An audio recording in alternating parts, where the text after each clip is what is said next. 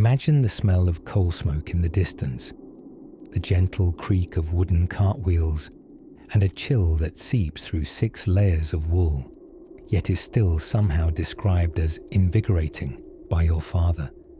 It's 1900, somewhere in the industrial underbelly of England or America. Really doesn't matter. Misery was quite the transatlantic commodity. The sun is still considering whether or not to show up, and you, all of 8 years old, are already late for work.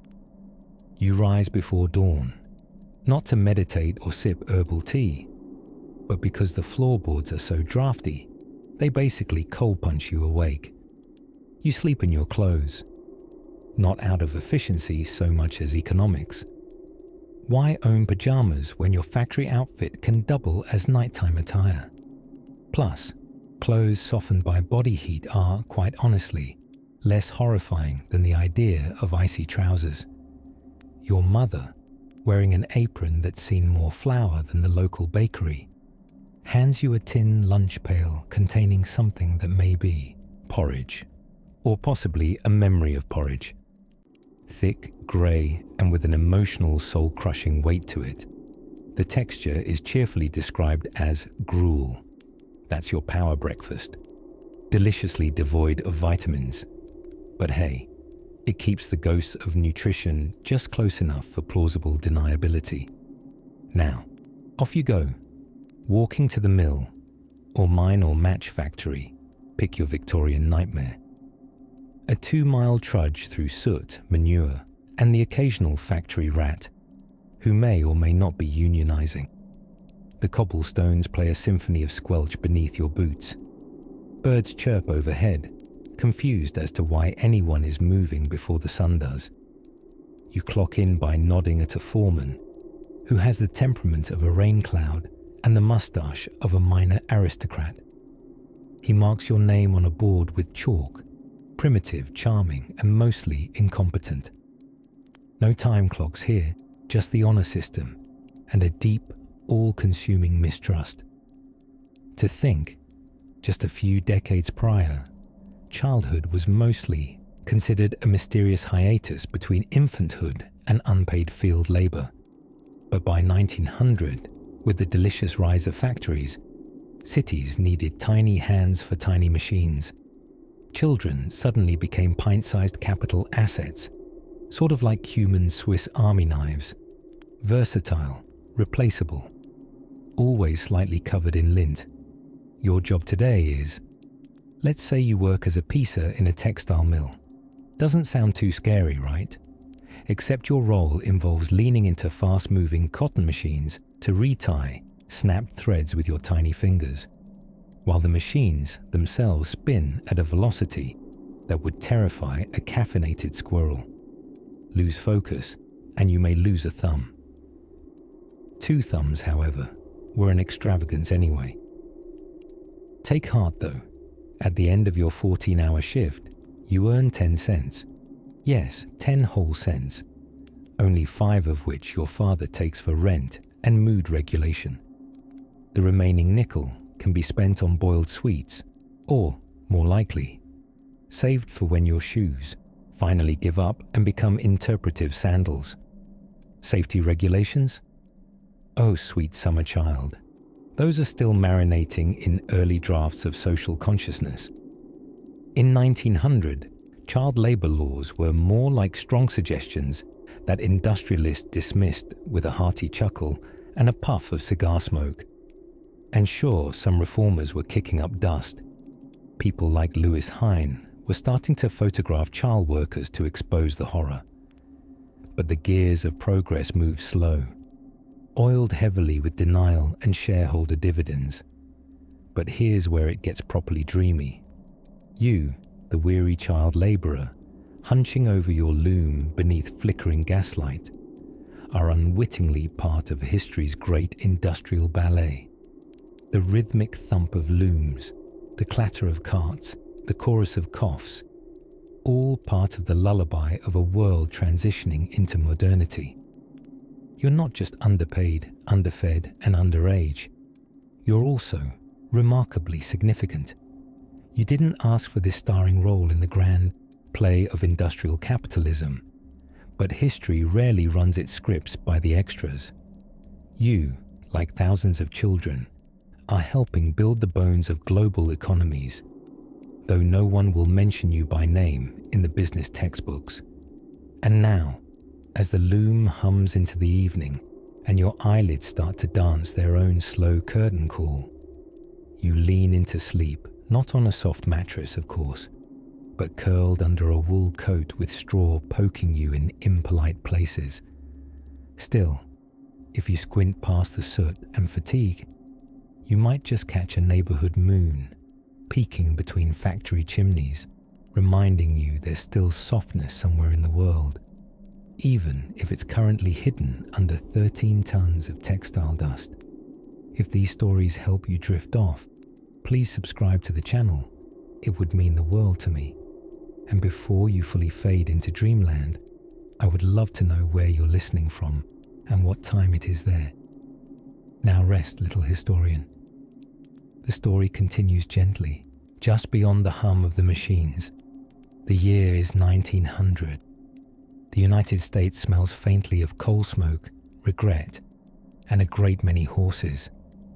Children, once known for their sticky fingers and propensity to lose mittens, are now valuable members of the labor force, though valued in the same way one might value a broom. Replaceable, inexpensive, and doomed to snap under pressure. Imagine you're 9 years old. Your favorite toy is a wheel, just the wheel, perhaps from a broken cart or abandoned baby carriage. You roll it up and down the alley after dinner, and by dinner, we of course mean dry bread dipped thoughtfully in lard. You live in a tenement building that graciously offers one whole toilet for several dozen humans and a family of rats with full tenancy rights. But poor you, the luxury of childhood nostalgia, will have to wait. There's work to do. The sun hasn't risen yet, but you're expected to. A foreman down at the textile mill has the uncanny ability to detect laziness from a mile away, like a hawk with a mustache. So before dawn spills into the soot-smeared streets, you're dressed in the same clothes you slept in, boots 2 sizes too large, and a cap so well worn it might actually be another child doing community service. The factory looms like a brick-and-mortar behemoth. It doesn't make sweaters, it makes noise. And children just happen to be on the payroll because their dainty little hands were perfect for reaching into the spinning frames. You'd think your inability to vote, drive, or reach the top shelf at the general store would disqualify you from dangerous industry work. But no. Apparently, capitalism had other plans. Inside the mill, the air is thick with cotton fibers, soft to the touch, menacing to the lungs. The machinery hums with terrifying energy, clanking and spinning like a Rube Goldberg machine designed by an angry ghost. Your job? To scurry into the machines when something gets stuck. It is widely believed, incorrectly, one might add, that children are nimble, silent, and impervious to pain. A typical shift could be 12 hours, though typical is such a misleading word. It suggests some kind of normalcy, when in reality, this was barely controlled chaos wrapped in legal grey zones.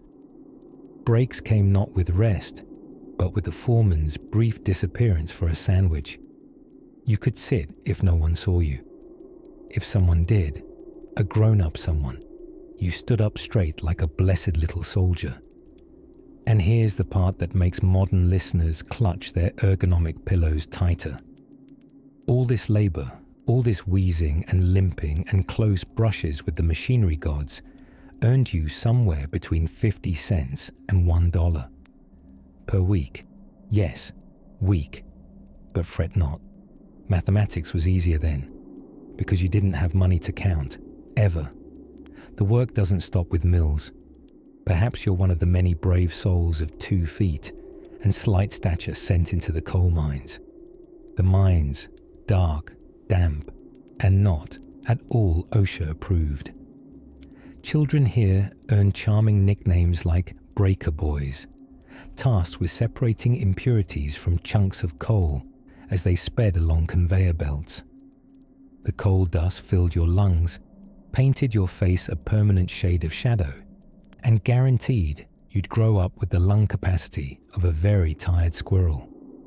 Still, if you wanted to aspire to the executive suite, you could eventually hope to graduate to mule herder. Mules were smarter than expected, and often vastly more respected than the children herding them. Oh, and let's not forget the street kids, enterprising little entrepreneurs with boxes strapped to their shoulders, selling newspapers with a shout and a scowl. Newsboys, or newsies, would cry out the latest headlines of war, murder, or corn prices, undeterred by rain, cold, or the minor issue of being unable to read the papers they hawked. Competition was fierce. The bigger kids might steal your papers or your corner, and if you dared to complain, the answer was always simple: grow taller. Now, here's the kicker. These children weren't considered victims. They were building character, a phrase which, historically, has served as legal justification for well over 30 bad decisions. But you, dear listener, curled up under cozy linens in your climate-controlled sanctuary, might find lights out preferable to a 4 a.m. bell, blisters, and an appalling lack of gelatin snacks. So nestle in. Let's take a deep breath.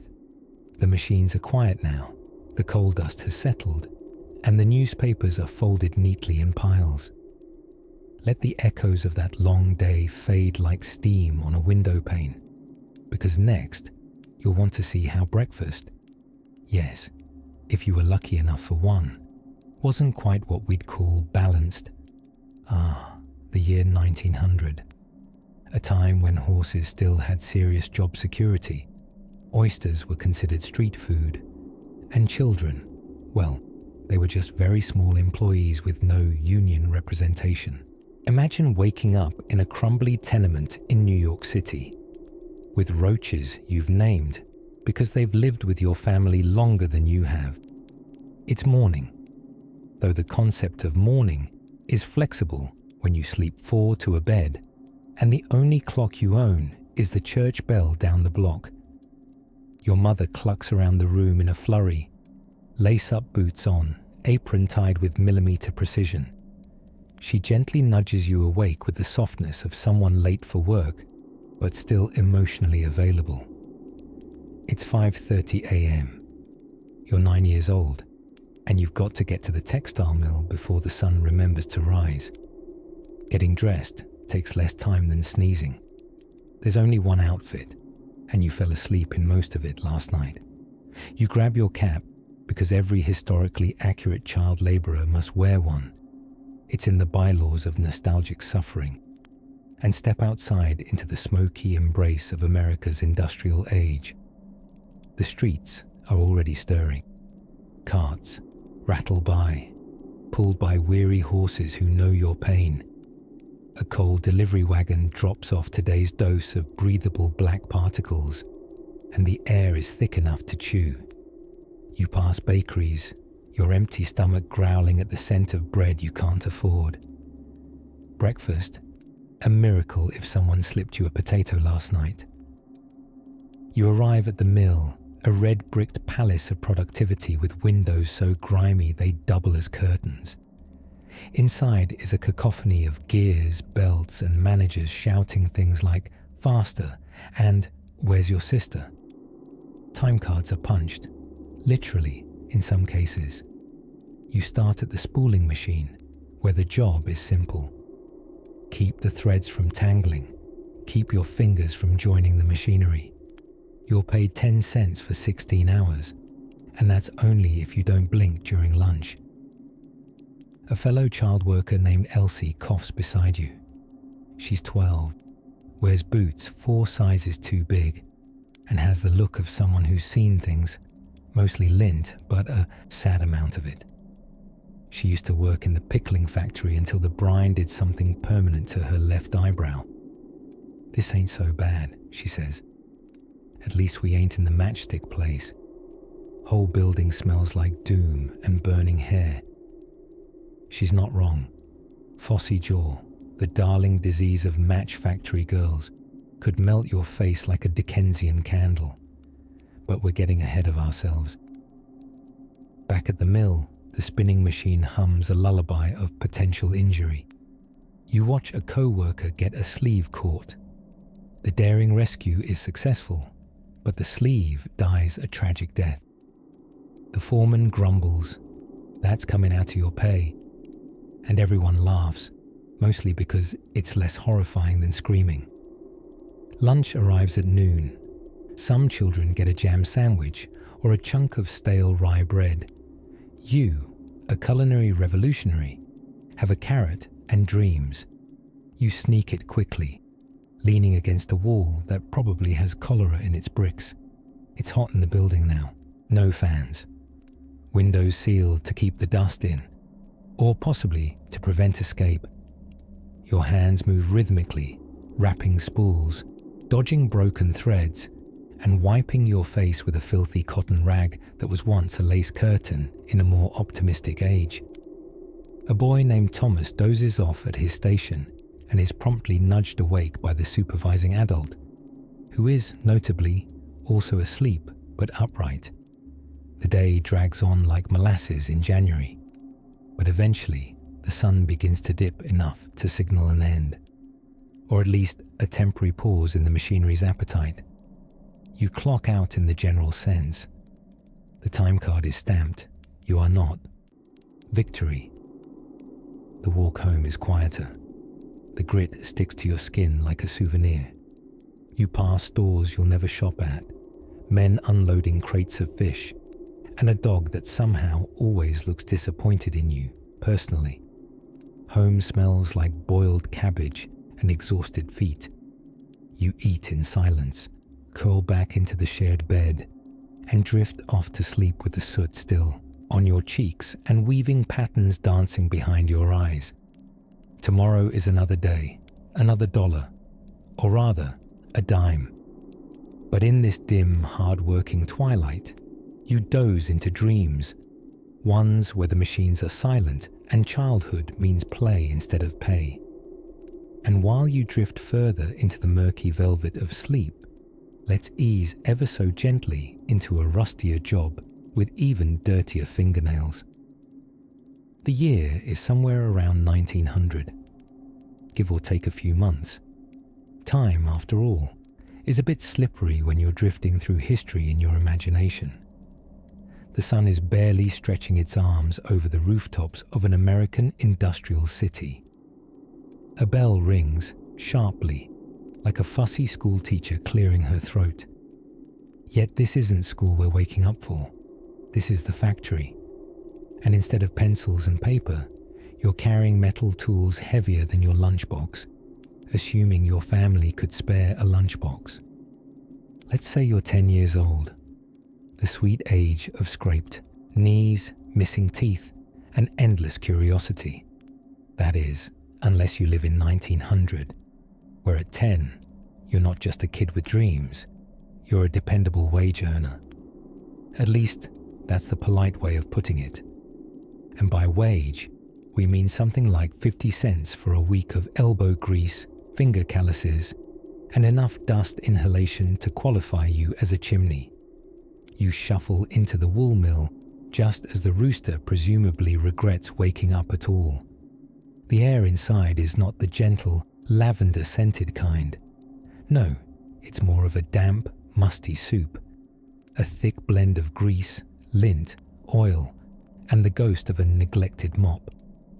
Machines clatter and whir around you, each louder than the last, and all seemingly engaged in some sort of mechanical shouting contest. Your job this morning is doffer, a word that sounds like it might belong in a Shakespeare play, but in this context, it simply means the child responsible for removing full spindles of thread from the spinning frames and replacing them with empty ones.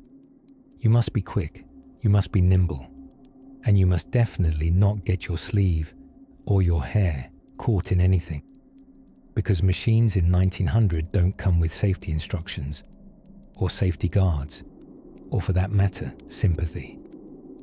Imagine being barely tall enough to reach the second row of spindles, balancing awkwardly on a wooden crate, trying to keep up with a rhythm that feels designed to trip you into a lesson.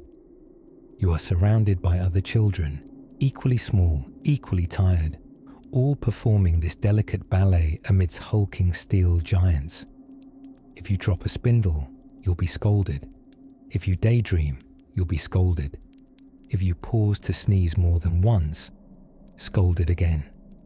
Efficiency is the only theology in this building. But let's not forget the mill supervisors, who walk the aisles with all the warmth of a turnip. They are typically men with stiff collars and stiffer mustaches, whose primary job seems to be yelling things like, "Faster," and "Keep moving." You learn very quickly that there's no eye contact, no praise, and absolutely no breaks unless you're lucky enough to get a nosebleed. Even that buys you maybe 2 minutes before you're handed a rag and told to get back to work. And the noise. Oh heavens, the noise. If you've ever tried to nap inside a cement mixer full of cymbals, congratulations. You're one step closer to the factory experience. The machines drummed on, a percussion concert of steel rubbing against more steel. Little wonder that many child labourers ended up with hearing loss by the time they were teens, assuming they made it that far without losing fingers, toes, or their future. Yet, in spite of everything, the back-breaking routine, the unkind supervisors, the itchy uniforms made entirely of wool's scratchiest cousin, there's something oddly impressive about these kids.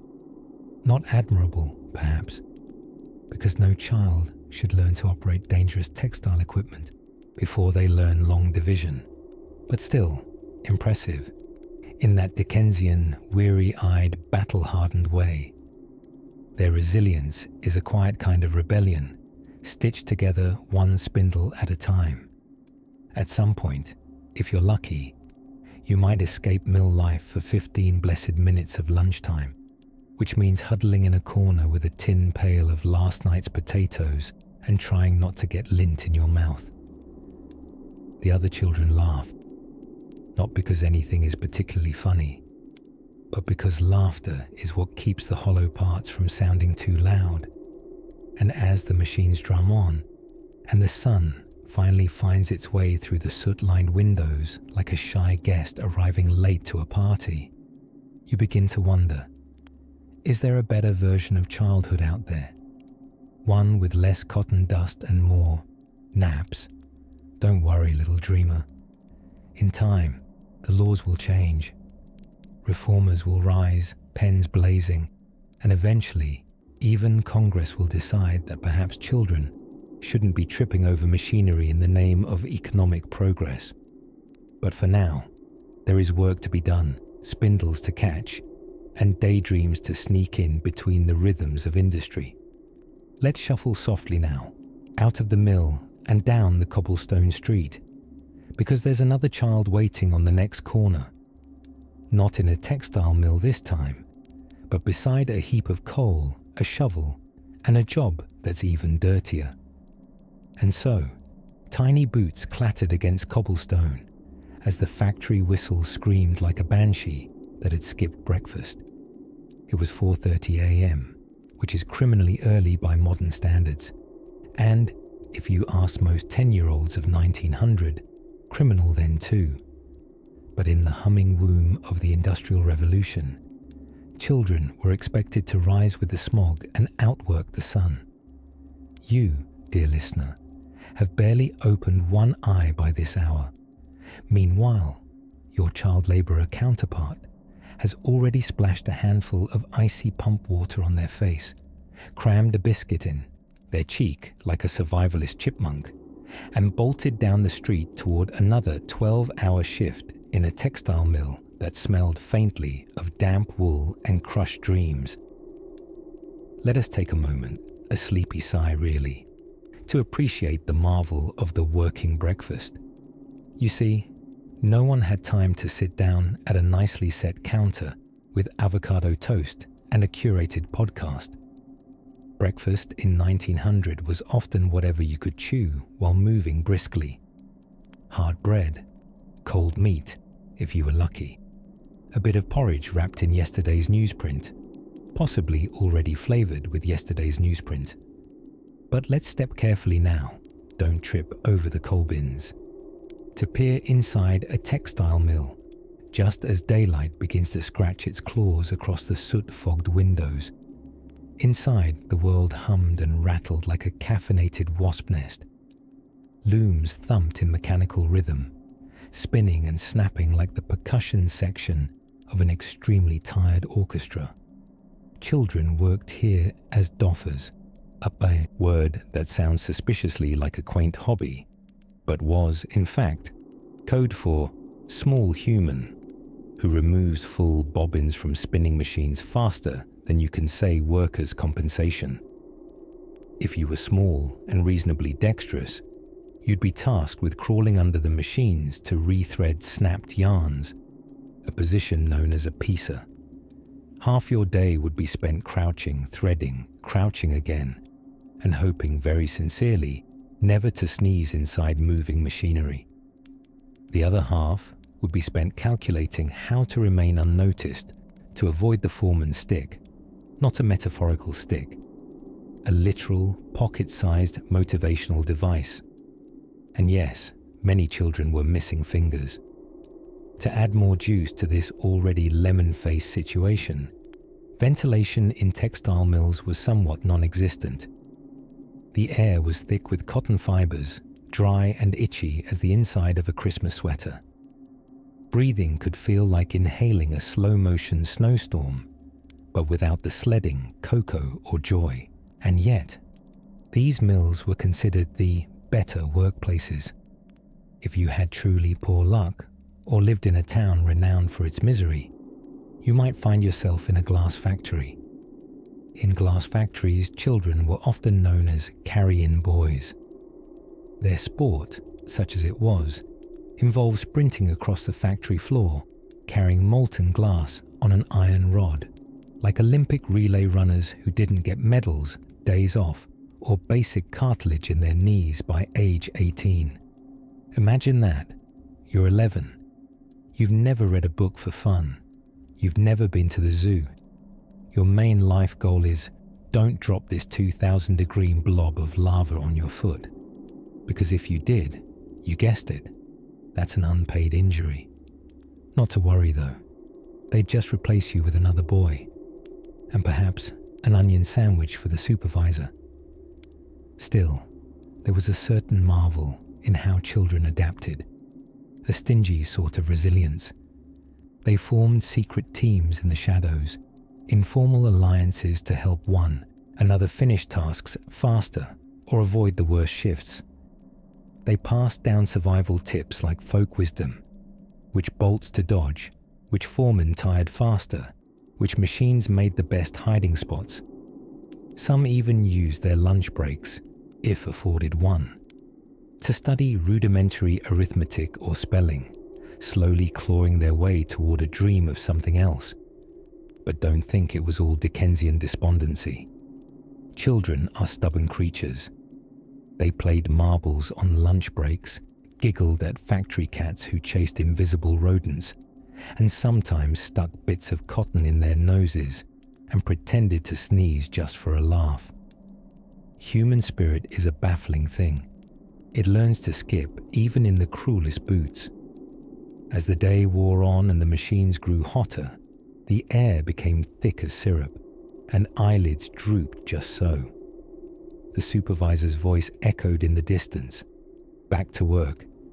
An unholy lullaby to summon another bobbin, another breathless bolt of progress. But every shift must end, eventually. The sun dipped behind blackened rooftops as the whistles blew once more. Not freedom exactly, but at least a pause. And in that pause, we'll gently make our way to a quieter place. Maybe a fire-lit boarding house or a dented tin lunchbox filled with dreams, waiting for the next day's dawn. If you happen to be a child in the year 1900, not the modern screen-glow, gluten-free sort of child you might be picturing, but the cold, dusty, callous-handed, somewhat shorter from malnutrition kind. Then your weekday mornings looked a little less like cartoons and cereal, and a little more like being yanked from bed at 4:30 in the morning by a mother who had, despite having 7 children, mastered the art of waking you with a look. Now, in case you were wondering, 4:30 a.m. is not just early. It is the ancestral time zone of owls and poor decisions. But if you were a 10-year-old working in a cotton mill in Manchester, or a breaker boy in a Pennsylvania coal mine, this was simply your version of a morning commute. Without coffee, without shoes in some cases, and definitely without child labor laws to give anyone pause. Let's picture you now, smallish, wearing the same shirt 3 days in a row, because laundry day happened once per week, if you were lucky, and the only detergent available was lye soap or the sheer power of guilt. You hurried down a cobbled alley, possibly in ankle-deep fog if you lived in London, soot if you were in Pittsburgh, or just cold air and regret in general. Your job site, once you arrived, was not remotely child-sized. The machines were taller than grown men, louder than church bells, and capable of removing fingers with efficient indifference. Spindles spun fast enough to blur. Belts whipped through iron pulleys. Noisy, yes, but also the sort of noise that could lull you into a kind of industrial trance, which was unfortunate really, because falling asleep on the job often earned you a sharp rap from a foreman's stick. Several companies endorsed wake-up boys, whose actual job was to make rounds and poke dozing children.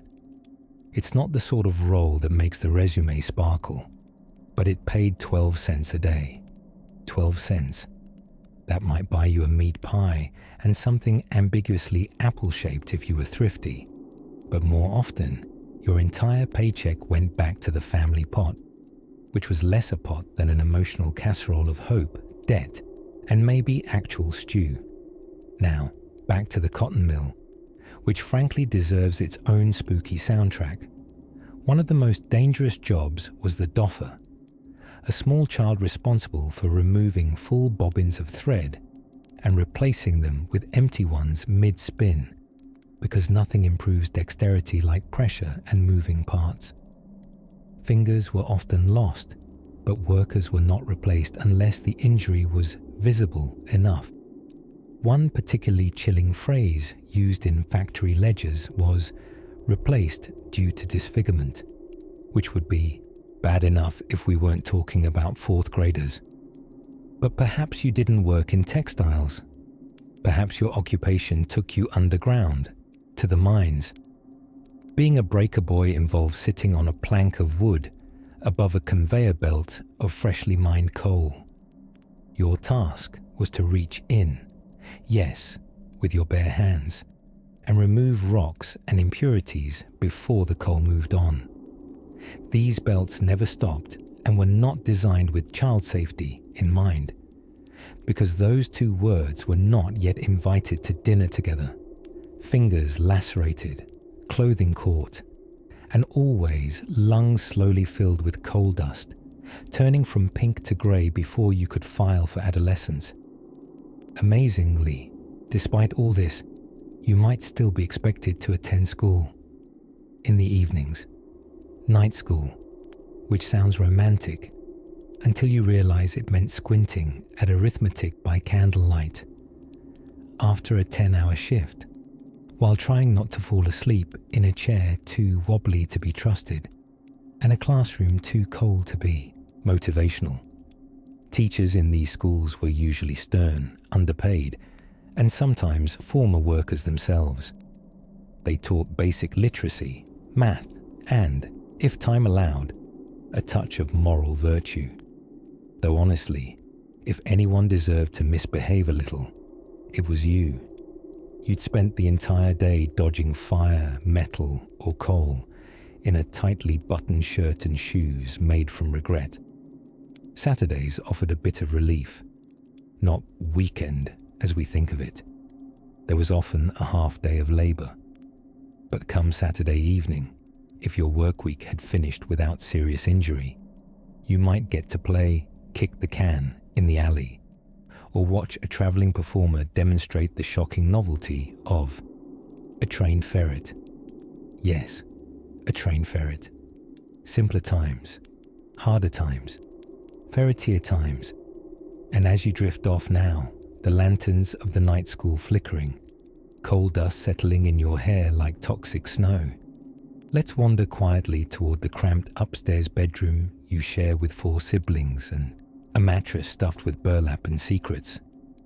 Because tomorrow, you'll rise early again. But what waits for you then is something even slipperier than spindles or pickaxes. If you found yourself trundling into the year 1900, as a sprightly 9-year-old with dreams of running wild through meadows and befriending squirrels, I regret to inform you, you'd be waking up at 4:15 a.m. to shovel coal dust with a 12-pound spade. And no, you don't get to pet the squirrels. They're unionized and want nothing to do with this. Let's slip now into a quiet, coal-streaked corner of America's industrial boom. A place where factory floors roared louder than lullabies and alarm clocks came exclusively in the form of your mother shouting, "You're late again, Georgie." In this chapter of gentle discomfort, we turn to the cotton mill, a place where the air hung thick with fluff, and small children were hired because their hands were the perfect size to reach between the spinning bobbins without, catching too much. Just a few fingers here and there. Imagine the soothing hum of machinery, large metallic beasts lined in rows, each one spinning fast-spooling cotton, while dozens of ghostly little figures darted among them in oversized aprons. Children as young as 7 crouched beneath the looms to fix broken threads, dodging belts, gears, and very real risk of decapitation, which, according to management, was just part of the learning curve. The mill owners sweetened the deal with wages that barely bought a heel of stale bread, and yet, for the families who had recently migrated to burgeoning factory towns, wide-eyed and penniless, this work seemed almost glamorous. Almost. Now, you may be wondering, how did these kids stay awake all day after getting up before the sun? That's the charming part. They usually didn't. There are accounts of children asleep on their feet, little heads bobbing with exhaustion as bosses walked by, adjusting their neckties and growling, "No sleeping on shift," before lightly flicking the child's earlobe out of slumber. The phrase "sleep deprived" doesn't quite capture the full scope. These were kids who knew what it was to wear out shoes in 2 weeks and grow calluses before front teeth. But don't worry, they didn't have much time for boredom. From sunrise to half past darkness, they were too busy breathing in lint and hopping over trapdoors to ever consider it. And of course, overseeing this heartwarming orchestra of child exhaustion was the overseer, kind of like your modern middle manager, if your middle manager carried a stick and was legally allowed to swing it. The line between discipline and medieval punishment blurred somewhat. A missed stitch or idle moment could earn a sharp word, or a sharper thwack. Still, glory came in humble doses. Clara, age 11, once managed to tie 36 broken threads in under 2 minutes. The foreman gave her a whole nickel and half a nod. It was the proudest moment of her tiny career. And the nickel later bought a small tin of unbranded cough syrup with 3 ingredients: molasses, menthol, and mayhem. You're probably wondering about school. Surely there was school, yes. Technically, yes. Some states had compulsory education laws. Others had more of a vibe. Whether or not a child attended school largely depended on which was more profitable: learning to spell the word chimney or learning to actually sweep one. Spoiler: only one of those paid 13 cents a week and involved soot-based athleticism. And then we have the street trades.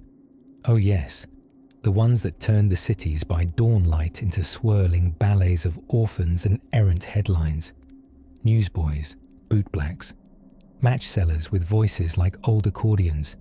You'd hear it: extra, extra, read all about it, followed by a sneeze, a cough, and a repeated extra, but more nasal this time. New York, as one example, had 10-year-olds who could navigate every subway line and marketing angle before they could write their own names. One brilliant boy, Sammy Six Toes O'Reilly, built a mini newspaper empire by selling made-up scandal to people in line for real newspapers. Queen of England weds Coney Island hot dog vendor was a personal best. These kids, the mill rats, the chimney climbers, the shoe polish Picassos, they may have been small, but they carried the Industrial Revolution on their stooped little shoulders. And the great machine of progress kept whirring, powered by steam, soot, and spoonfuls of grit. If you're feeling a little sleepy, imagining all those midnight shifts, linty lungs, and the rhythmic hum of looms, that's perfectly normal. The machinery of the early 20th century had one unintended side effect: spectacular background white noise for future bedtime storytelling. Go ahead and close your eyes now if you like. There's another kind of child laborer waiting for us around the corner. He carries a pail, whistles like a tired songbird, and smells faintly of pickles and boot grease.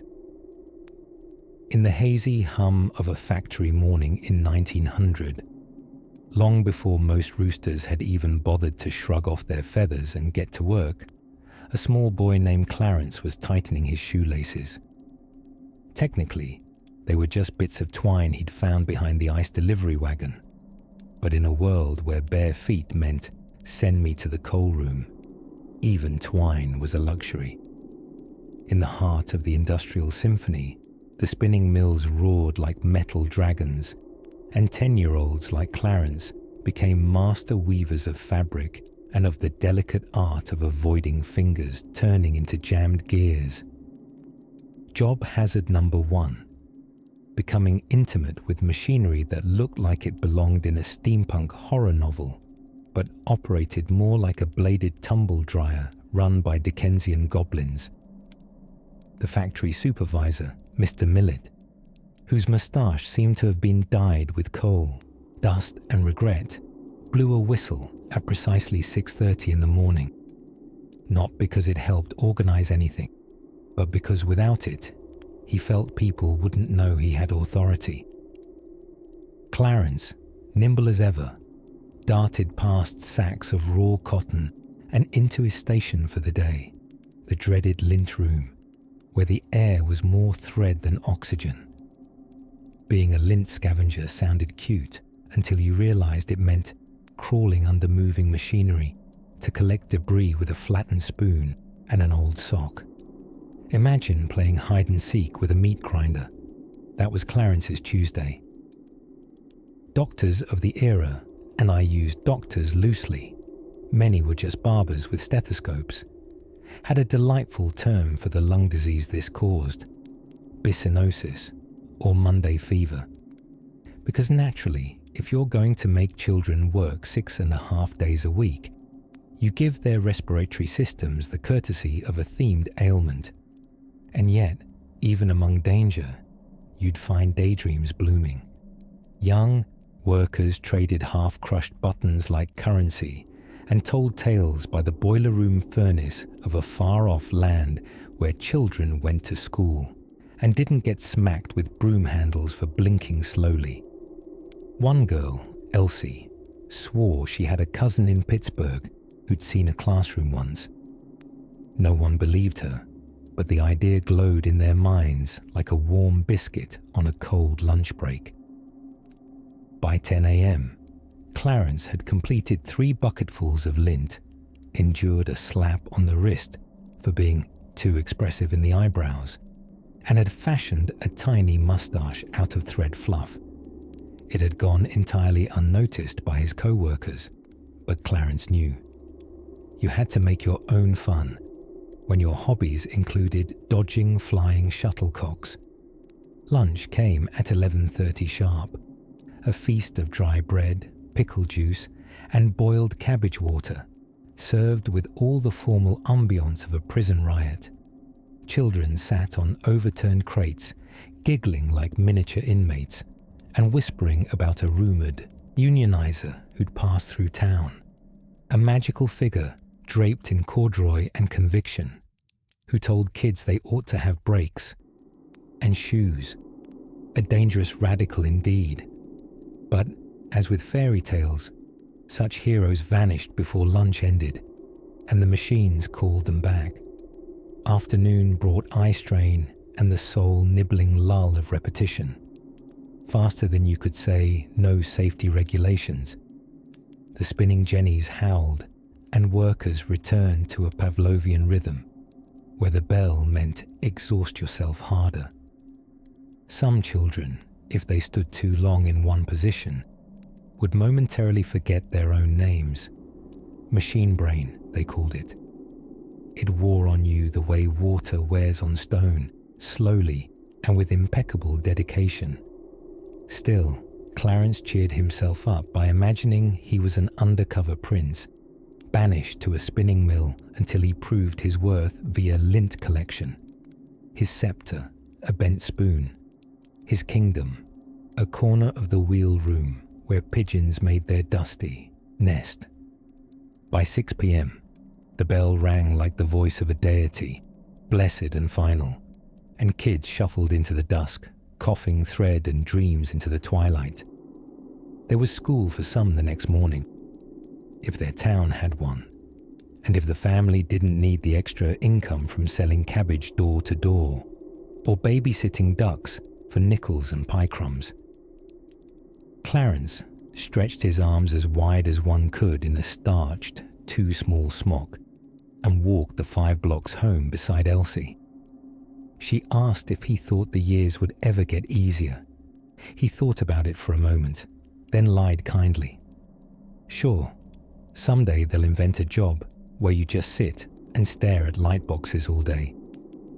Elsie snorted. And people will get paid for that. Yep, Clarence said dreamily, and they'll complain about it on the light boxes too. And as the gas lights flickered to life overhead, our lint-collecting hero disappeared into the soot-smudged glow, one thread at a time weaving us toward the strange, bright possibilities of a new century. A century where shoes were standard, unions stronger, and dreams a little less dusty. Let's linger in that fading lamplight a while longer, because tomorrow, cotton makes way for coal, and the mines await, humid, hopeful, and entirely unbothered by your fear of the dark. By now, our time-traveling eyelids are drooping, but don't close them just yet. We're wandering gently into one of the most bittersweet corners of our twilight tour, the rarefied world of half-holiday Wednesdays. Yes, you heard that right. In the otherwise relentless week of a child labourer in 1900, the midweek brought a faint glimmer of mercy. Not freedom. No, that would be far too 20th century of them. But from noon onward on Wednesdays, some children were released early from their jobs. Half a day off. Heaven itself. A soot-smeared 12-year-old might have whispered as they stumbled out of the mill and straight into other forms of exhaustion. Because let's not pretend they were going home to a bubble bath and a well-deserved nap. More likely, little Thomas or Nellie would be elbow-deep in helping their mothers with washing laundry, or, in a more delightful twist of irony, sewing clothes. For other children's rich employers, Still, even if the afternoon didn't bring leisure, it brought light, quite literally. Remember, this was the age before household electricity was common. Glimpses of the sun were not guaranteed, especially for children who spent most of their days under the soft glow of gas lamps and institutional sadness. A few extra hours in the daylight meant a chance to see what the world looked like outside smoky factory windows. Spoiler, it was still grey, but slightly less so. Some kids made the most of it. There were parks, lumpy, mud-flecked parks, and public libraries too, wonderfully cool havens for the lucky few who had learned to read. The Carnegie Libraries, funded by Andrew Carnegie, a titan of industry trying to soften the optics of, well, being a titan of industry, popped up in cities and towns like mushrooms after rain. Admission was free, but whether you arrived with clean fingers and unfrayed patience was another question entirely. In Liverpool, schoolboys in caps the size of teacups would dart across cobblestone streets to read about far-off lands they'd never visit, from the safety of someone else's imagination. In New York, little girls in petticoats with uneven hems sat cross-legged on cold marble floors of reading rooms, pretending they weren't hungry as they leafed through illustrated fairy tales with kingdoms suspiciously better governed than what they were used to at home. Of course, half-holiday didn't mean the same thing for everyone. Children working in agriculture might use the afternoons to collapse under trees, or more typically, to sneak off and nap in haylofts when no one was looking. That's not laziness, that's strategic energy conservation. The chickens would still need plucking, and the cows still needed eye contact. And for the street children, the sellers of newspapers, apples, matches, and miniature misery, Wednesday afternoons were business hours, when midweek pedestrians, slightly better paid, and feeling emotionally generous after their own half days, might purchase an extra paper or spare a few pennies. What makes this tiny window of time so sacred in our story isn't the amount of rest it provided. It's the proof that some whispered understanding of balance was beginning to form. Reformers were taking notes. Lawmakers were scratching their heads. Even a few employers began to wonder aloud whether maybe, just maybe, a 70-hour week was slightly incompatible with growing bones. The lofty idea of childhood as a time for education, play, and erratic scab collection was still germinating, but half-holidays were like tender green sprouts pushing up through the compacted dirt of custom and necessity. You couldn't build a playhouse on them, but you could dream a little. Or, if you were lucky, you could join one of the many children's temperance clubs, which were startlingly real. Picture a gaggle of 8-year-olds swearing off gin for life in Victorian meeting halls. Now, that's commitment. So let us borrow the spirit of the Wednesday half-holiday now, and take our own rest. Just a moment to breathe in the scent of distant coal smoke and imagining a warm biscuit hiding in someone's apron pocket. Somewhere, the steam engine hums low like a lullaby. Somewhere, a school bell says, "Go on, go play."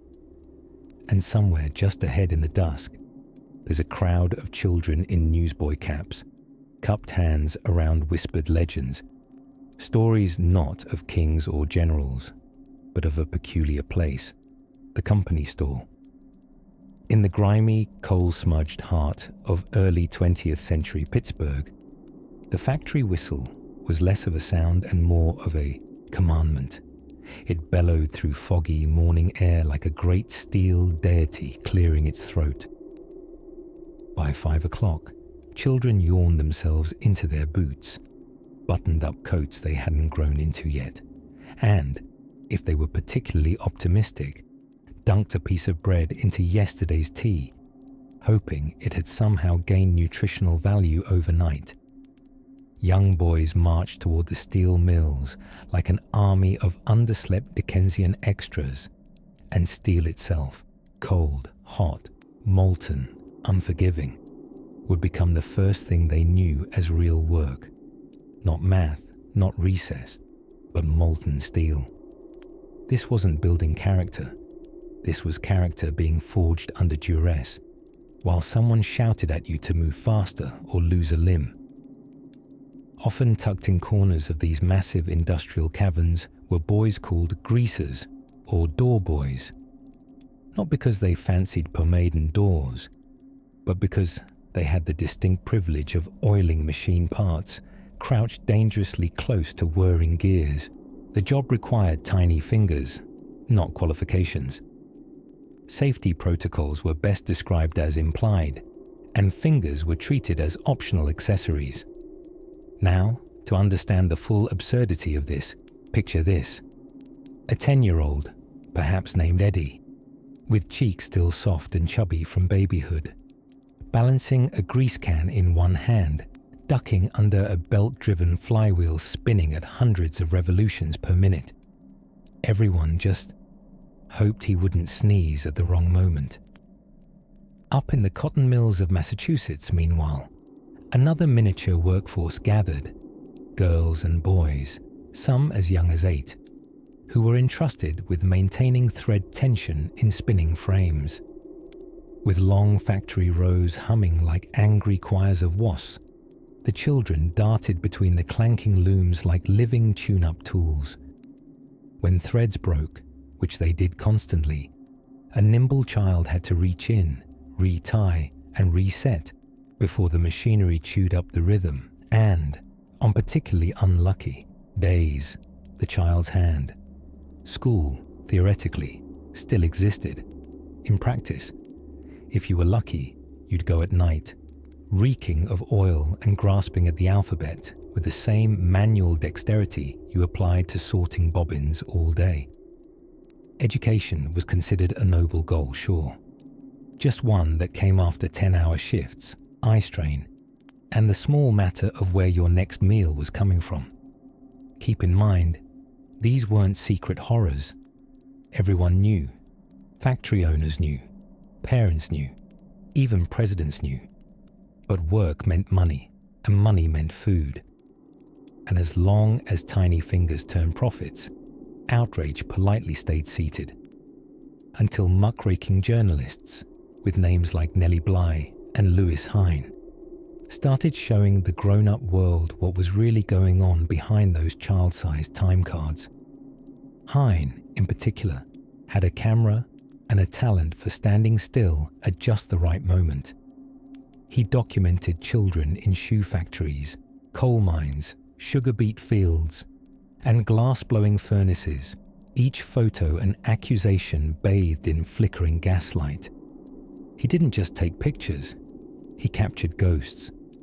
Little boys with the posture of old men, girls who squinted like they'd aged backward into infants, the sheer fatigue pressing down on every small shoulder like an invisible anvil. If you were to step into one of his photographs, you might hear the tapping of looms, the shouts of foremen, or the eerie silence of focus, hours passing like seconds. And through it all, the ghostly hum of a childhood being boiled down to numbers on a timesheet. Yet amidst the grit, humanity endured. Kids made a game of hauling wheelbarrows or tying race-speed bobbin knots. They sang rude songs about supervisors. They formed friendships accelerated by necessity.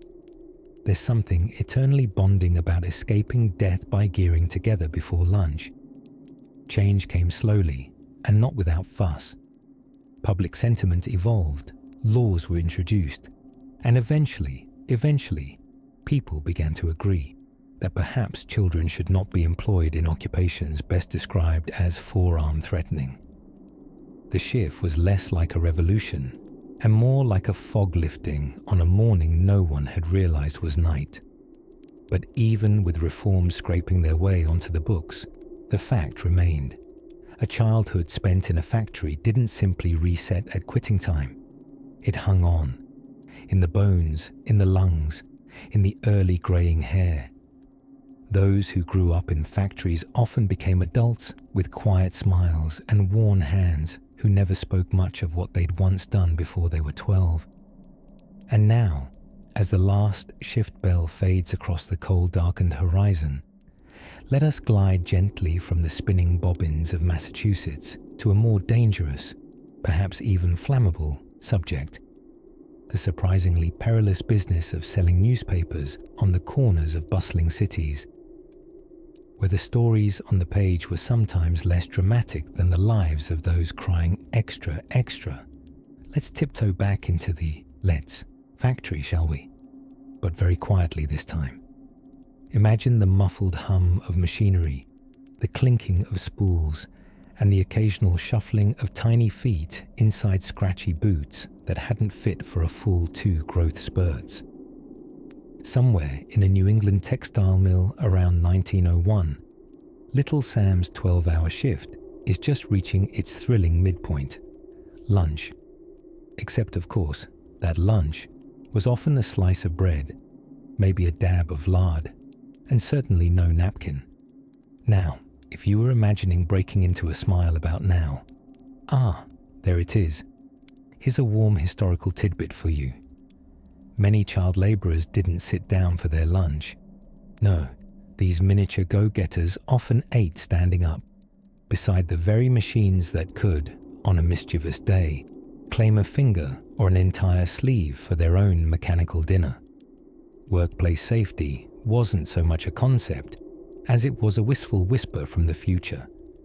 But here's the cozy silver lining: camaraderie. Yes, the factory air was thick with coal dust and ambition, but also friendship. Between the creaking water wheels and groaning steam engines, children formed bonds. Imagine impromptu sock puppet shows behind the loom, or whispered games of guess whose shoelace was chewed by a rat first. Pure delight. And while the grinding machines roared with purpose, the small minds darted elsewhere, to dreams of wide forests, to tastes of fresh fruit, bitten into without waiting for Sunday. And for some, dreams of school, not because they loved multiplication, but because it meant being indoors without losing a fingertip. You might be wondering, how did grown-ups justify all this? Well, the adults in charge, the factory owners and child labour supporters, had a whole buffet of explanations at the ready. Hard work builds character, they'd say, while sitting in offices warmed by the labour of a dozen tiny human furnaces named Charlie, Mabel, and Ruth. Others insisted, quite confidently, that working children kept them out of trouble, which is historically charming, because when the trouble you're avoiding is tree climbing and marbles, it's quite a philosophical trade-off. Even the Supreme Court got involved. In 1918, a law banning child labour was struck down because it interfered with states' rights. And that, dear listener, is a soothing reminder that American bureaucracy has always moved at the same pace as maple syrup in January. Sweet, but painfully slow. Now let's lay back and imagine the footwear. Because if you must walk 2 miles to the mill in pitch dark, it matters what's on your feet. Or rather, what isn't. Many children wore borrowed shoes several sizes too big, stuffed with rags. Others wore the same pair for 3 or 4 years, until their toes peeked through like confused caterpillars. Socks, a luxury, laces, a gamble. Still, amongst all this soot and sorrow, there was stubborn resilience.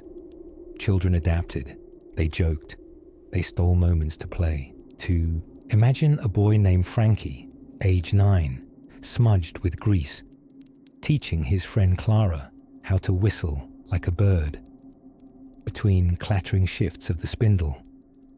A whistle that to them meant something like freedom and sounded faintly more hopeful than anything the machinery would make. And it wasn't all factories. Across the country, child labour had flavors. In coal mines, boys called breaker boys sat for hours pulling sharp rocks out of coal chunks, their hands blackened faster than ink could dry on a school paper they'd never get to write. On farms, children woke before roosters, working in fields, milking cows, and mastering the delicate art of looking wide-eyed busy when the inspector passed by.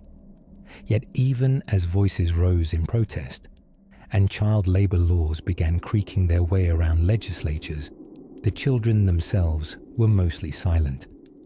Not because they didn't have opinions, oh, they had plenty, but because they knew their place in the great machinery of survival. You didn't complain when every coin earned went toward your little sister's shoes, or your father's lost job, or that sack of coal to get through February.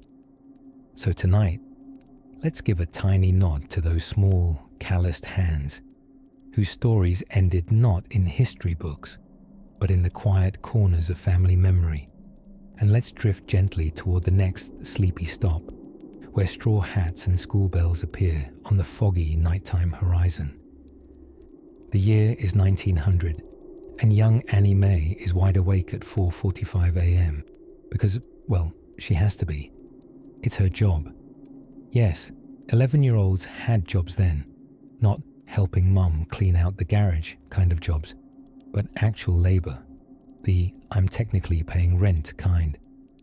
Annie's family lives in a tenement apartment in the Lower East Side of Manhattan, a building with more charm than plumbing, where every floorboard creaks like it's gossiping about your footsteps. There's one shared toilet per 25 families. The pipes knock as if they're rehearsing a percussion solo, and the windows rattle in protest against the cold morning wind. But you don't wake to the sounds of a bustling tenement. You wake to the mighty clatter of possibility, or, in Annie's case, grime. Her workday begins at the matchstick factory. You'd think a place that produces tiny instruments of fire would be glamorous, at least a little sparkly. It's not.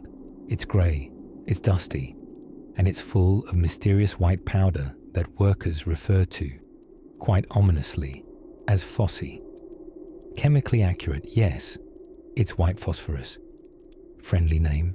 Definitely not. Said Fosse has a tendency to rot your jaw and create something charmingly called Fosse jaw, which, if you're wondering, is exactly as romantic as a footnote in a dentist's nightmare. Annie works 12 hours a day lining up matchsticks, dipping them in the phosphorus, and placing them in tiny cardboard boxes. It's mesmerizing in the way only incredibly repetitive and mildly dangerous tasks can be. Her fingers are fast, not because she's particularly skilled, which she is, but because the foreman carries a stick, not for decoration. Children like Annie are the hidden gears of the Industrial Revolution. Without them, factories would grind to a polite yet financially devastating halt. Businesses loved child labour because kids had nimble fingers, innocent pliability, and cost less than a warm breakfast. When one child passed out or aged out, which exited the job pool fast if you were, say, 13, there was a line of applicants 3 kids deep, each one ready to lie about their age, their identity, and their willingness to never blink again. Ah, but do not despair. This wasn't a world completely devoid of joy. At lunch, around noon precisely, Annie and the other girls sit on the stoop behind the factory, unwrapping bits of bread, hardened sausage, or sometimes just dreaming of apples. They joke about the foreman's dirty shoes or one, girls out of tune singing that somehow keeps the rats away. Moments like these provide a kind of camaraderie that transcends child-sized suffering. It's not joy, exactly, but it's the closest thing to it between soot, splinters, and the faint metallic tang of whatever was in the factory air. Now, you might be wondering where Annie's parents are through all this. The answer? Working, like everyone else. Her father is down at the docks, shoveling coal like a Victorian gym rat, while her mother takes in sewing. Her fingers needled so often, she has the stitch scars to prove it. The family operates like a human assembly line. Work, eat, sleep, repeat. A daily dance that prioritizes survival and occasionally allows for a Friday night argument over whether sardines are truly a meal. Sleep comes eventually, not with lullabies, but with a sluggish fade of exhaustion. Annie collapses each night onto a straw mattress, stuffed so inadequately that it might as well be optimism in sackcloth. Her entire day circles back to that moment, the all-consuming relief of being horizontal.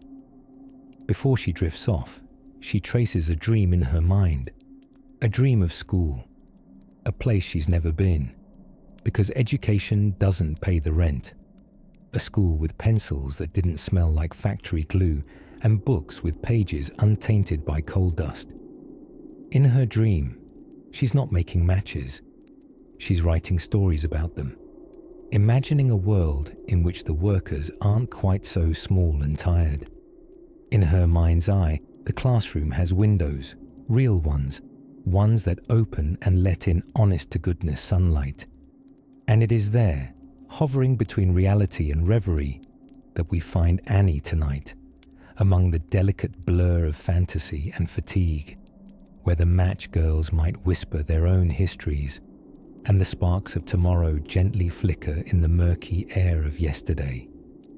Somewhere down the corridor of dreams, a different kind of child laborer is already rising with the dawn, one whose tools are not phosphorus-dipped sticks, but something altogether heavier. But that, dear friend, is a tale to be soothed into next. In the half-lit glow of an early morning millhouse, where dust particles floated like sleepy fairies through shafts of dusty light, a small figure stirred on a bench made of splintery wood and questionable decisions. Tommy, age 8, dressed in trousers that had clearly belonged to someone with much wider thighs and a looser regard for personal hygiene, rubbed his eyes and prepared for another day in the textile mill. Outside, birds chirped eagerly to mark the new day. Inside, inside the mill, the only chirping was from a belt drive refusing to behave, and a foreman whose voice was so gravelly he could have been mistaken for a minor landslide. The textile mill, like many others in 1900, was less a workplace and more a symphony of controlled chaos powered by the nervous energy of underfed children and a flock of steam-belching machines. These mills were humming cathedrals of cloth creation, and they required two things to keep running: endless coal and even more endless children. Tommy worked as a bobbin boy, which, despite the charmingly whimsical title, mostly involved darting under active machines to retrieve empty bobbins and replace them with full ones. It demanded speed, agility, and a recklessness usually reserved for squirrels on busy roads. If you hesitated just for a moment, the shift supervisor might approach with his roster and that look in his monocled eye that said, "There are 8 more bobbin boys down the street who'd love your job and already have stronger calves." And yet, amid the booming clatter of looms, the sting of cotton fibers up your nose, and the existential dread only a spinning jenny can provide, some children began to master their tasks in the same way one might come to accept the sound of a nearby construction site. With weary resignation and a newfound appreciation for silence, the textile industry was, for better or worse, powered by hope and tiny hands. Children could fit between tight, dangerous machinery spaces better than adults, though hardly anyone asked whether ability should be the metric for employment. Tommy's hands, quick, dexterous, and covered in cuts, became his livelihood before he even learned to write his own name legibly. Though to be fair, beautiful penmanship never helped anyone escape the grasp of a rogue cotton flyer.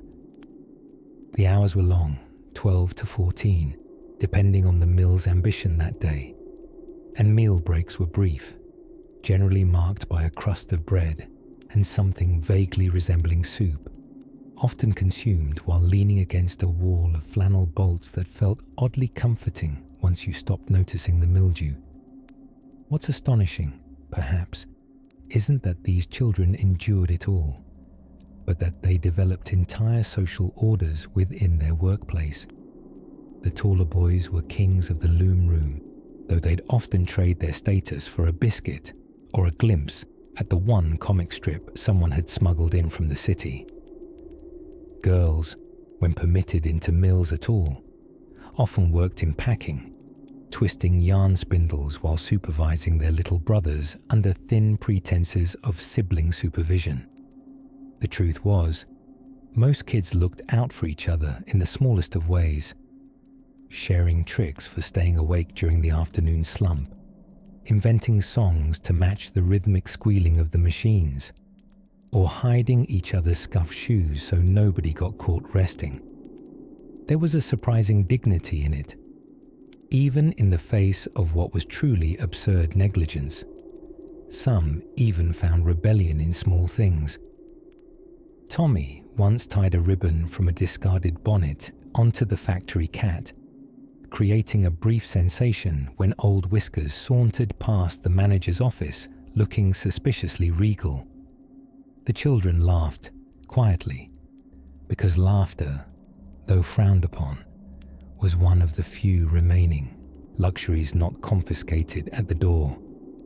Still, exhaustion wasn't a stranger by mid-evening.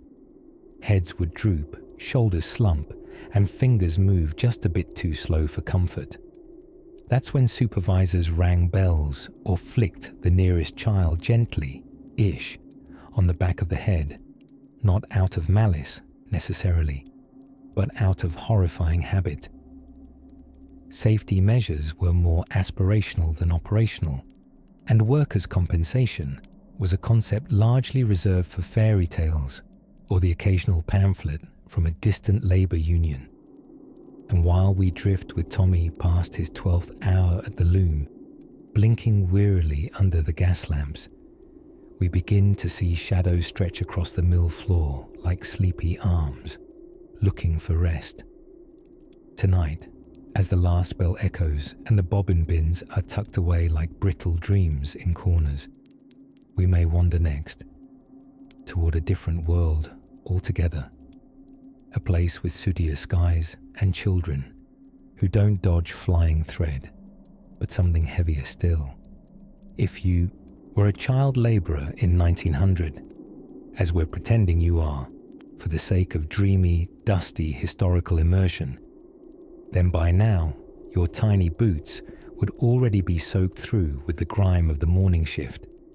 Your breakfast, an ambitious crust of stale bread, borrowed from last night's table scraps, the butter, imaginary, the milk, water with aspirations, and today your workplace is a textile mill. Now listen carefully to the low hum of 1,000 looms, the clatter of gears, the ceaseless whirring of belts, a symphony of productivity composed entirely by machines that treat children as acceptable accessories. Imagine being so small that you're considered the perfect height to duck under the spinning spools, a job cheerfully called piecing. It sounds like it should involve puzzles or art class. It does not. It involves fixing broken threads on fast-moving machines, while desperately trying not to offer your fingers as part of the manufacturing process. The air in a textile mill was often thick enough to chew. Cotton fibers floated like snowflakes, except you couldn't catch them on your tongue, unless your true wish was chronic bronchitis, or, in the more poetic terms of the industrial age, mill fever. Mill children fared best when they could nap in 40-second micro-holidays whenever the bobbins needed rethreading. Their eyes would flicker shut like a candle about to gutter, brains trying to dream, even if only for the length of a heartbeat. Let's imagine you, however, our brave little historical explorer, have developed a system. You figured out that if you lean just slightly on the left wooden beam, keep your cap low over your brow, and nod rhythmically to the clunk of machinery number 4, you can actually pretend you're somewhere else, perhaps a delicious bakery, or a sunny place where school is taught by cats in waistcoats. But you are in fact not there. Instead, your supervisor, Mr. Clint Wiggins, a name somehow both ridiculous and absolutely accurate, yells over the clamour with a voice like coal dust and vinegar. "Back to it, lad," he croaks, though you're not entirely sure he's ever been a lad himself. Some say he sprouted fully formed from a smokestack. Others claim he's secretly 2 angry raccoons in a vest. Still, despite Clint's screeches and the perpetual itch of cotton fluff in your socks, the mill did come with one unexpected perk: proximity to gossip. The steady drone of looms made for perfect background noise to whisper over. Stories floated through the machinery like lost spirits. Little Ada swears she saw a ghost in spinning room B. It wore a top hat, she says, and offered her a boiled sweet and some questionable life advice before vanishing into a puff of lint. Young Ned claims he touched the machine's main cogwheel with a copper penny and felt a bolt of energy that gave him inventing powers. He has since invented 3 types of sandwiches and a new way to tie his laces. No one's entirely sure that counts. And you, secretly, have been chronicling these tales in a stray piece of mill paper, folded 4 times and hidden inside the lining of your cap. It's your own secret novel. Things I've seen between the spools. In this alternate story, the textile mill is a castle, and your boss is actually a misunderstood dragon who collects bobbins instead of gold. Daydreams were not just indulgent, they were essential. They were how you endured. The layers of soot on the window filtered the sunlight into soft, sleepy beams. And sometimes, if you timed your blink just right, the whole factory shimmered a little, like it might fall back into silence and stillness and books. But alas, the bells ring again. A half-day's hour tolling. Time for stale bread again, this time with a smear of jam if you're lucky. Or if one of the older girls has smuggled in a scoop from her family's prized pantry jar, she'll trade it for a pencil nub, or for you finishing her bobbin count after supper. Life in the mill was monotony measured in inches and coughs. And yet, these pocket-sized humans spun laughter and fiction out of thread and smoke. All while dodging clanking iron arms with reflexes that would put a mongoose to shame. And as the day slips into shadow and more cotton dust floats like sleepy snow, you rest your head on a pile of discarded cloth, just for a minute. The noise begins to blur. It no longer sounds like work. It sounds like waves on the shore, because come morning, you'll be working on the docks. But only if the rats on the night shift leave you any space. Something truly magical happened in 1900. And by magical, of course, I mean horrifyingly inefficient and wildly unsafe. The rise of child labour in the bustling world of textile manufacturing. Ah yes, the textile factory. That glowing beacon of cotton lint and questionable child employment practices, and where dreams went to fray at the seams. Imagine it now.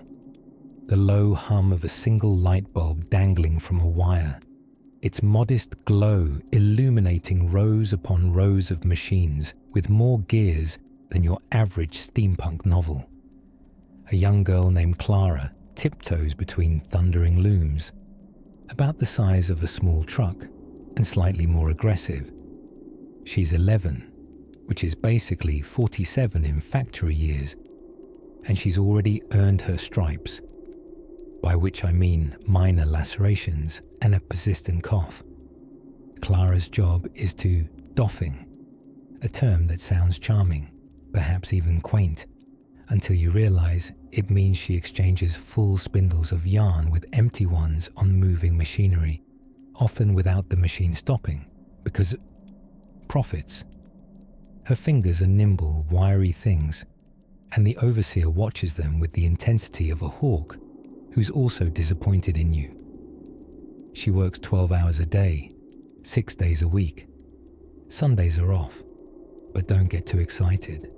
It's mostly used for laundry and listening to your grandfather talk about the Crimean War again. The factory bell rings before sunrise, and Clara's breakfast is a dry piece of toast, or on a festive day, a piece of dry toast with slightly less dryness. Conditions? Oh, you dear sleepy listener, let's talk about air quality. The factory is filled with lint, dust, and the whispers of common sense fleeing at high speed.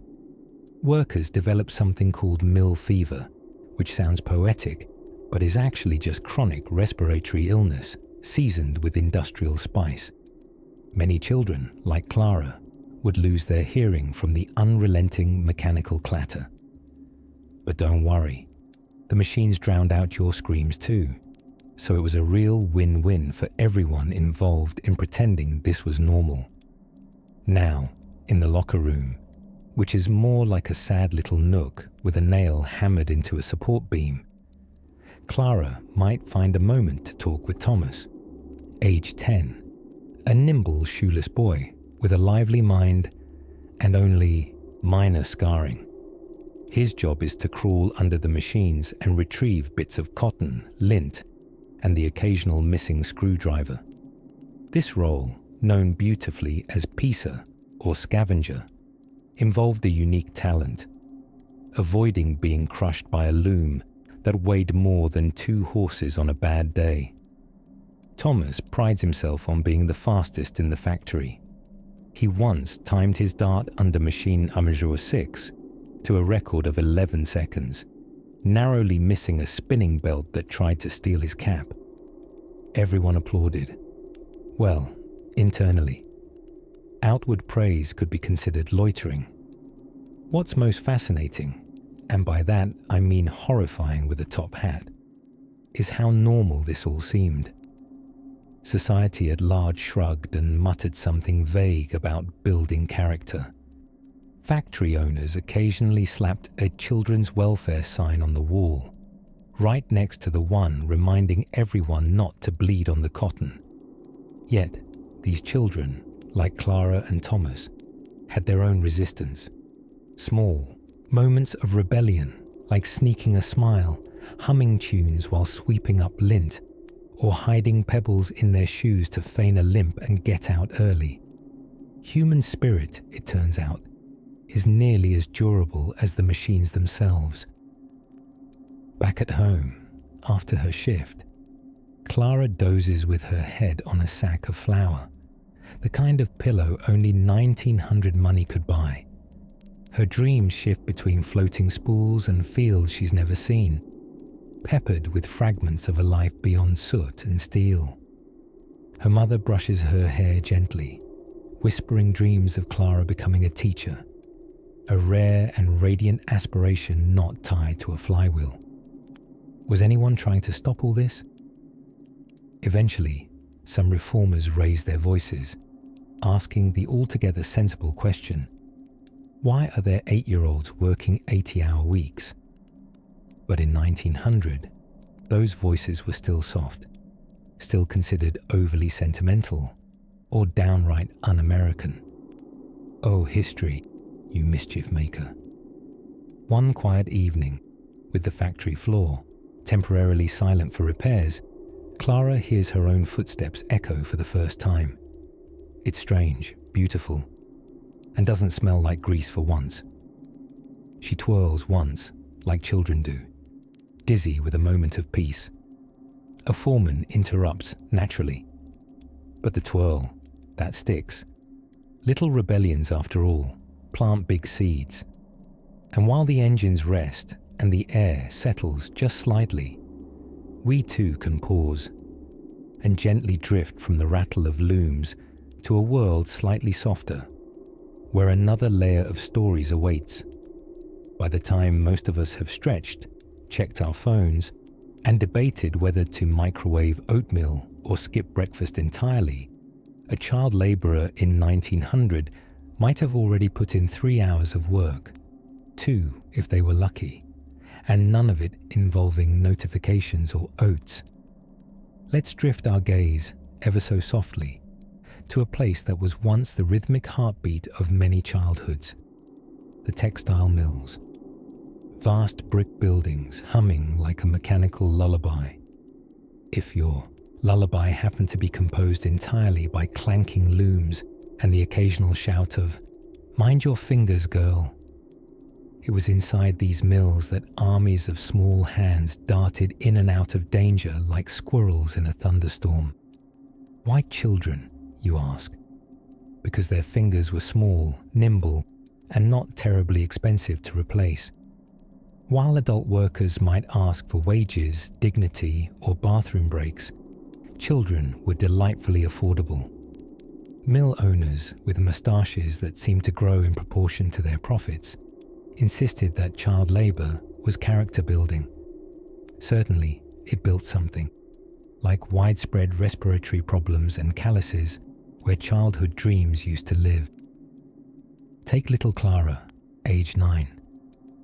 She stood on a wooden box because she wasn't tall enough to reach the thread spindles. Her job, for 12 hours a day, was to catch threads that snapped and tie them quickly before the machines jammed, or worse, the foreman noticed.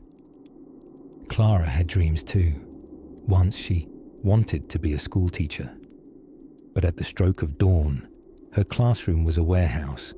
Her textbooks were lint-covered manuals, and her lessons were whispered warnings from slightly older kids who'd seen what happens when you reach too slow. Then there was Tom, age 11, who worked as a doffer, a glorified title which in mill speak meant climbing up constantly to replace full spindles with empty ones. Height was helpful here, but balance mattered more. One slip and Tom would meet the wooden floor in a way that earned not sympathy, but a reminder he'd better not drop the spool basket next time. Dust floated in the air, too fine to see, but thick enough to weave a seasonal coating on lungs. It was a fibrous fog of cotton and dreams, and it made for excellent scar tissue. If little Clara coughed too hard, she was simply moved to a quieter section of the mill, away from the company of other coughing children, lest morale begin to dip below the legally acceptable threshold. Mill life had a schedule as structured as any monastery, minus the serenity. Sunrise meant bells and breakfast, if you counted biscuits, and watery coffee sniffed more than sipped. At noon, there was a break so brief it felt like a myth, and then back to the rhythmic clatter of exploitation. And yet, there were moments. Blink and you miss them, slivers of humanity. A shared crust of bread. A wink from the eldest girl who'd learned to whistle through her teeth just loud enough to confuse the foreman. Even children under such weight found minutes to be mischievous. You see, history, like bedsheets, always gets wrinkled where it touches real people. Outside the mills, the reformers paced. Miss Adams, Jane of name but iron of will, spoke in parlours and lecture halls about how these children deserved more than calluses and a cough by age 10. She was joined by others, dreamy pragmatists with hats and pamphlets, moving slowly but surely toward the idea that maybe, just maybe, childhood should include schooling and the occasional nap. Newspaper reporters, brandishing cameras the size of microwaves, began sneaking into mills to capture the eerie sight of thimble-sized workers. Their photos were grainy, overexposed, and powerful enough that even politicians who lived in sturdy stone buildings began to twitch uncomfortably. The change didn't happen all at once, of course. Laws slipped into place like puzzle pieces dropped by sleepy fingers. It would be decades before child labour shrank into scandal rather than schedule. But for Clara and Tom, those dusty mill days carved time differently. Each hour stretched long, each evening a quiet crawl toward the promise of sleep. Now, as we float away from the clack and hum of industrial childhoods and toward the faded glow of kerosene lanterns, it's worth remembering. While some children built fortunes for men in waistcoats, others built resilience in shoes too tight and lives too short. Let's take a breath, a deep, cotton dust-free breath. The clatter fades. A breeze carries us toward our next stop, where coal dust darkens more than just the skies. An autumn fog curls through the streets of Lowell, Massachusetts, wrapping the brick textile mills like a woolen scarf slightly damp from the river mist. Inside one of these mighty buildings, that smell vaguely of damp cotton, spilled tea, and the ghosts of broken looms, small feet tread rhythmically on worn wooden floors. The year is 1900, and the air hums with a mechanical lullaby. Clackety-clack, hiss-thump, shudder-click. It could almost be soothing, if you weren't expected to navigate it barefoot, with a 12-hour shift ahead and just 3 inches between you and industrial amputation. Meet the doffers. Children, usually around 10 years old, and considered highly fortunate to be slightly too small to get sucked fully into the machine. Their job? Removing full bobbins of spun cotton from spindles and replacing them with empty ones. Dozens of bobbins, dozens of spindles, hundreds of machines. The moment you finished them all, you began again. The factory floor itself was hot in summer, soggy in spring, and audibly cursed in winter, with ventilation thoughtfully engineered somewhere between none and accidental. The fibers of cotton danced in the air like dehydrated snowflakes, asthma-inducing, allergy-activating, and occasionally flammable. But hey, climate control was a future luxury, much like child safety laws, dental plans, and the ability to say, "I'd rather not work a double shift today, I'm 9. A little further down the mill floor, standing on an upturned crate to reach her workbench, a young girl named Mabel threads a bobbin with all the precision of a seasoned veteran. She is, in fact, 7. Her left thumb is wrapped in a well-loved rag, an injury from last week's bobbin rebellion, and she squints slightly, having not quite trained both eyes to ignore the spinning blur of the machinery without getting dizzy. She's already better at multitasking than most modern adults, even without coffee, Wi-Fi, or a podcast to keep her company. What she does have is a supervisor named Mr. Snerdley, whose mustache is wider than most of his decisions are ethical. Now, Mr. Snerdley isn't a villain per se.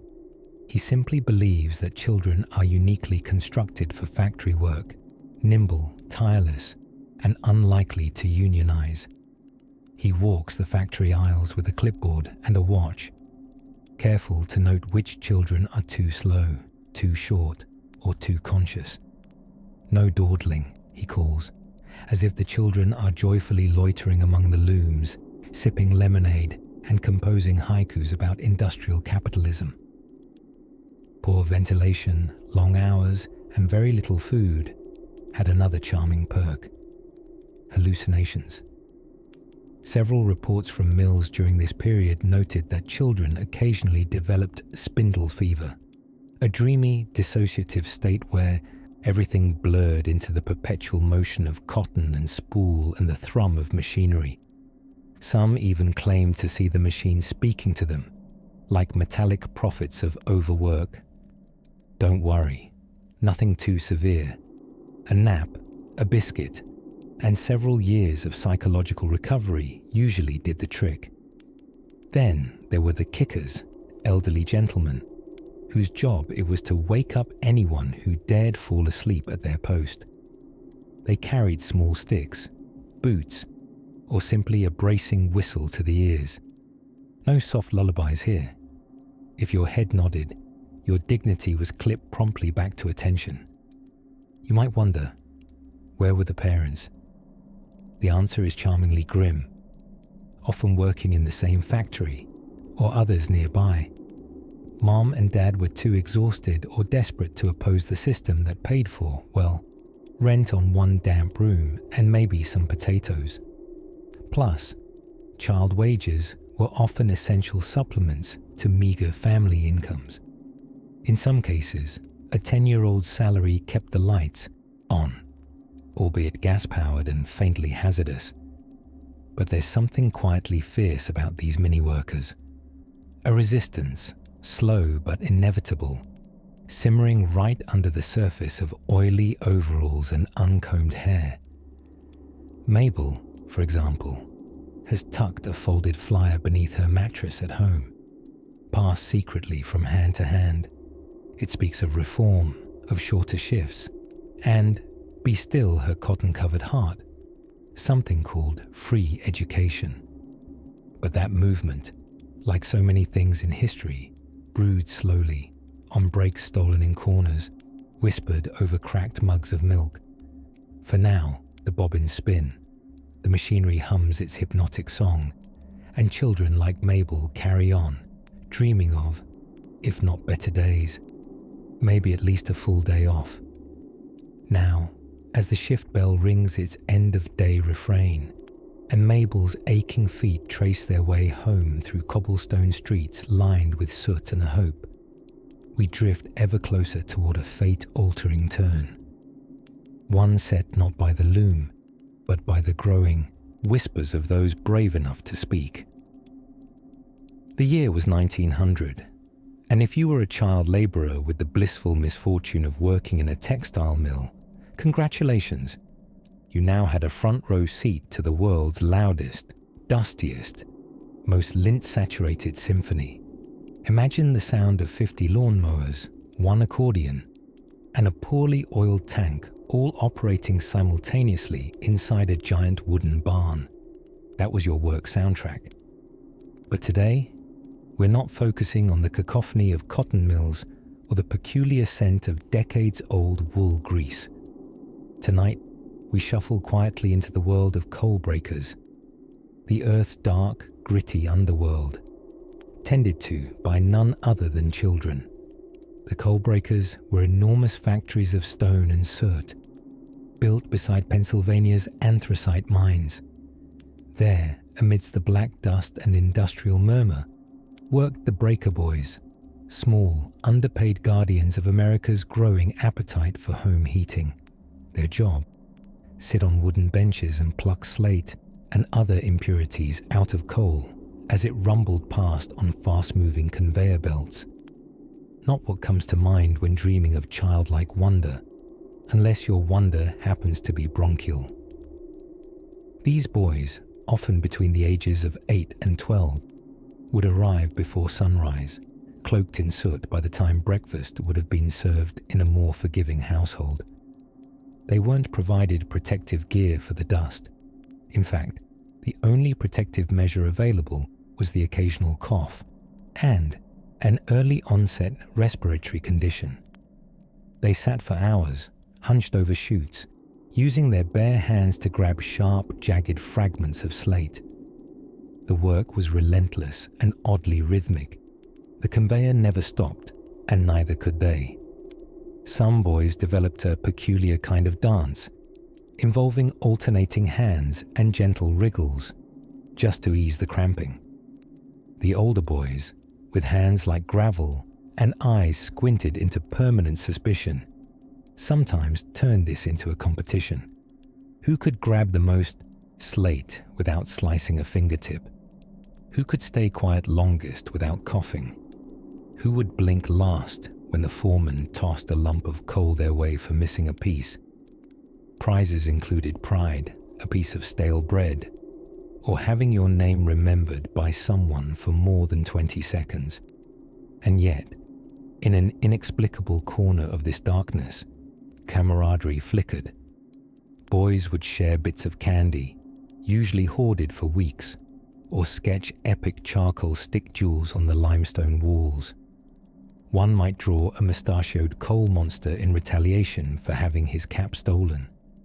Another might etch the face of a foreman with unusually large ears and label it, without subtlety, gas bag. These chalk murals would sometimes remain for years, tiny masterpieces of boredom and rebellion in a world that had no time for either. The breaker buildings themselves were masterclasses in structural pessimism. Perched atop hills, they rattled with every cart of coal. The wooden floors creaked there, grievances beneath iron-packed boots, and every doorway seemed built for someone 2 inches shorter and perpetually hunched, probably because they were. Then there was the dust. Coal dust wasn't like regular dust. It wasn't the feather-light sort that dances in sunbeams. No, coal dust clung to skin, braided itself into eyebrows, adhered to the inside of lungs. It took on an almost personal vendetta. The boys would return home, if they had homes coated in anything more permanent than canvas, and scrub fiercely with lye or sand. Some just gave up and dyed their shirts black to feel a sense of control. Parents, if they were around, accepted it all with a worn sigh. There was coal, there was work, and there were mouths to feed. In the arithmetic of survival, school was often optional, but coal was not. Still, sermons were muttered about moving out west, or maybe learning a trade. Something with fewer rocks and fewer rats, and perhaps, someday, an actual lunch break. The only upside, if we must call it that, was that none of it lasted forever. Most breaker boys either graduated to working in the actual mines because the surface is too breezy for a man of your experience, or injuries forced them out of the system. Fingers lost, backs ruined, or in lighter cases, the simple but persuasive act of turning 13 and becoming officially unhireable in some northern states. And so, the coal breaker hummed on, a soot-covered cradle of early industry. It was the nursery where America's energy demands met the smallest possible labor force, an empire built on blistered palms and an endless parade of blackened noses. But rest easy, dear listener, for even amid coal dust and conveyor belts, progress was slowly stirring. A new force was beginning to rise, not from geysers or factories, but from beneath straw hats and sharpened pencils. And when you're ready, we'll wander quietly into the halls of America's one-room schoolhouses, where chalk met slate in a much gentler negotiation. Before modern kids could complain about their iPad batteries dying or having to unload the dishwasher, their great-great-grandparents were rising before dawn, wiping soot from their eyes and heading straight into what can only be described as a Dickensian escape room, but one with fewer clues and more rats. By the year 1900, America was humming with industry. The Industrial Revolution had flung open the creaky barn doors of invention, and the gears of progress were eager to be greased with elbow grease, preferably tiny, underpaid elbow grease. If you were a child in a working-class family, chances are you weren't busy with long division or hopscotch. No, you were helping to divide coal by the shovel and hoping not to hop under a machine press. Enter the coal breaker boys. These were usually boys aged 8 to 12, sometimes younger if they looked sturdy, tasked with sitting atop chutes of freshly mined coal and plucking out impurities like slate and rock. Imagine this as the world's most exhausting and injury-prone game of Find the Pebble, except you're playing it all day, 6 days a week, and if you lose, it's your fingers. The coal would come rushing down the chute, and their job was to lean in, and without gloves, mind you, grab the bits that didn't belong. Soot caked their faces, their hands blistered, and hearing loss was a common bonus prize. Oh, and the noise. Those coal chutes roared like metallic waterfalls. Combine that with the clanking of other machinery in the breaker building, and you've got something that makes a rock concert sound like a babbling brook. Of course, coal breakers weren't the only hotbed for child labour ingenuity. Over in the textile mills, young girls and boys found themselves among the spinning machines. Their small hands were seen as ideal for reaching in between the looms to fix a hiccup in the thread, a manoeuvre that, should one act a little too slowly or sneeze at the wrong time, could result in, well, fewer fingers to count on. Literally. Mill conditions were a symphony of hazards. High humidity to keep the cotton from snapping mid-spin, floors slick with oil, and air thick with lint. Breathing in fluff all day resulted in a curious lung issue known by entirely too many children: brown lung disease.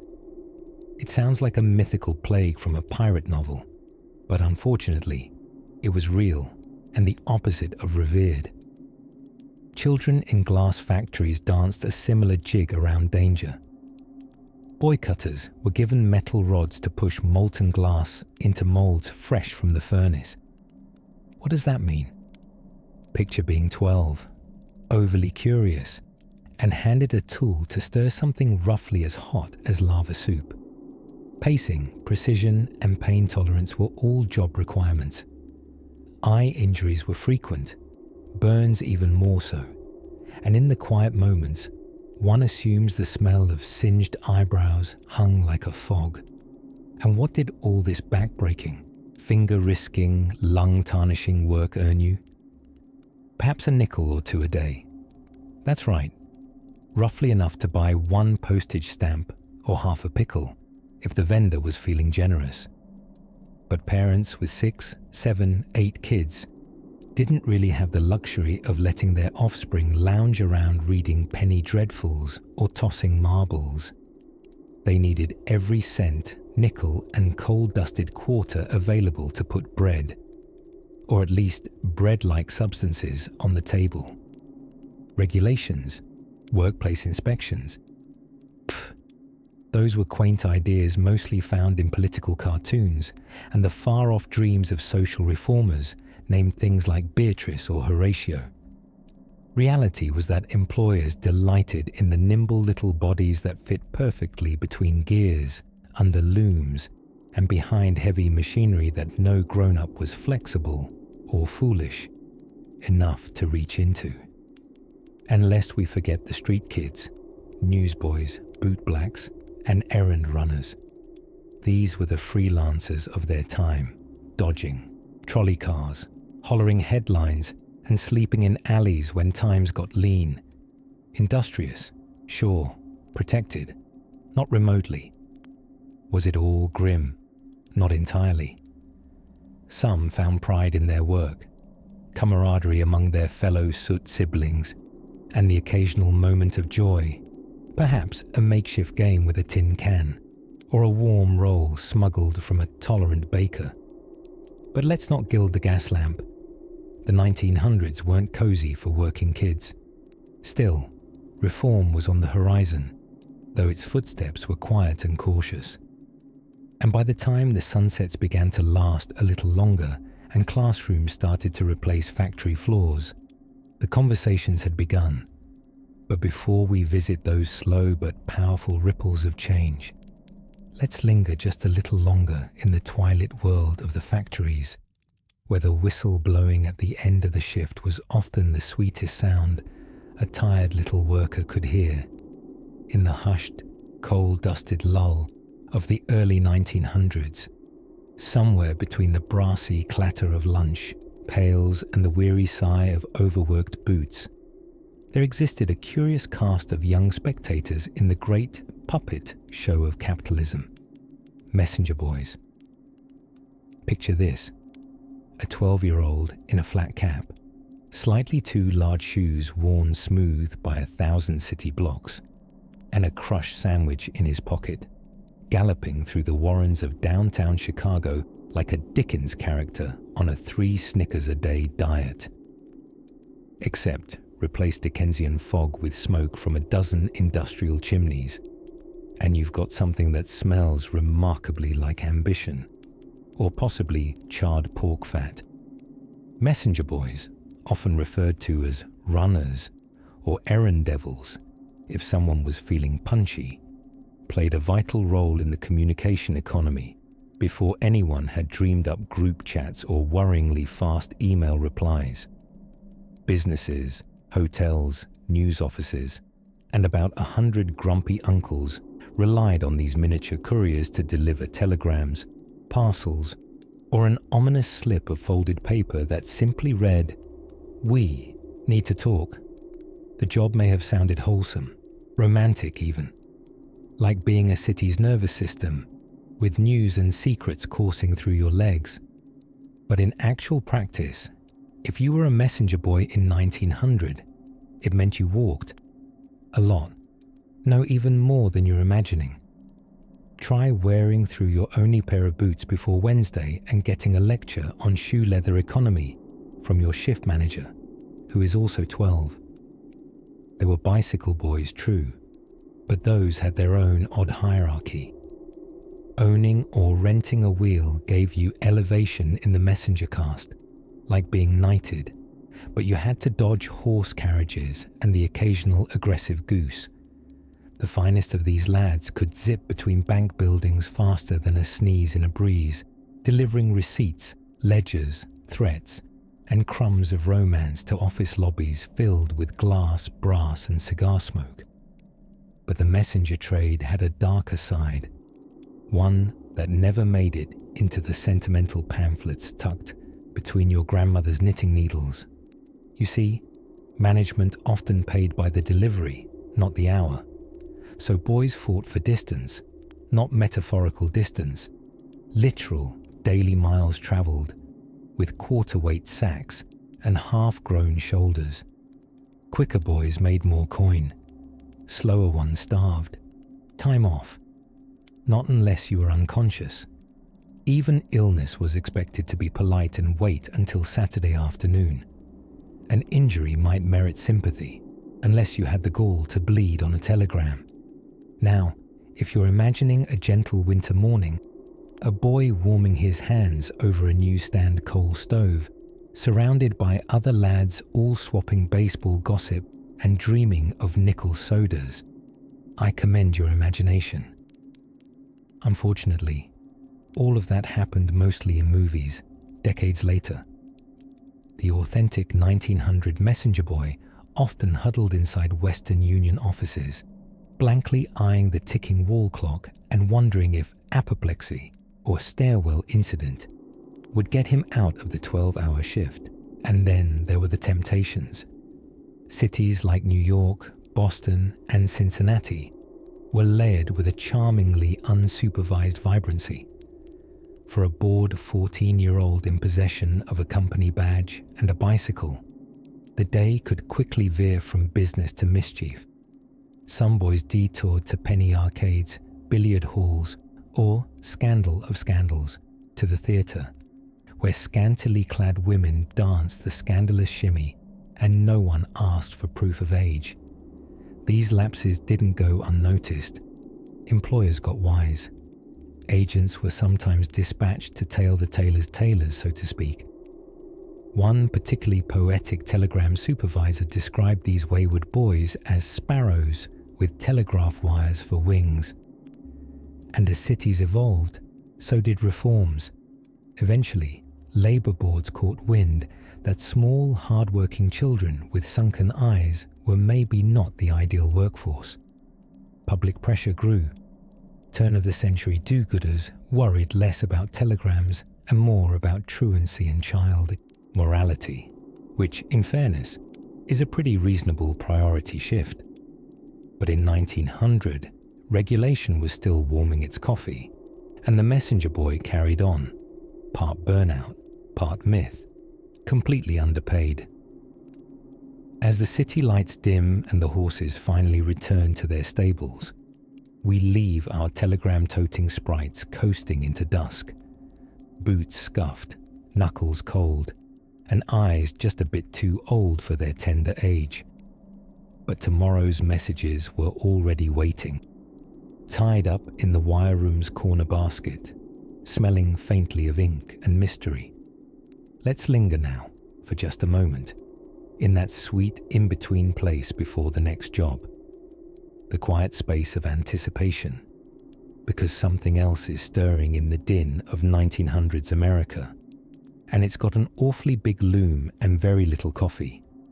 If you ever find yourself pining for the simple days of the early 1900s, I'd like to gently remind you, those simple days included 12-year-olds wielding pickaxes in coal mines and 9-year-olds threading bobbins in textile mills while dreaming about lunch, which was probably just a cold potato, and the hope of not losing a finger.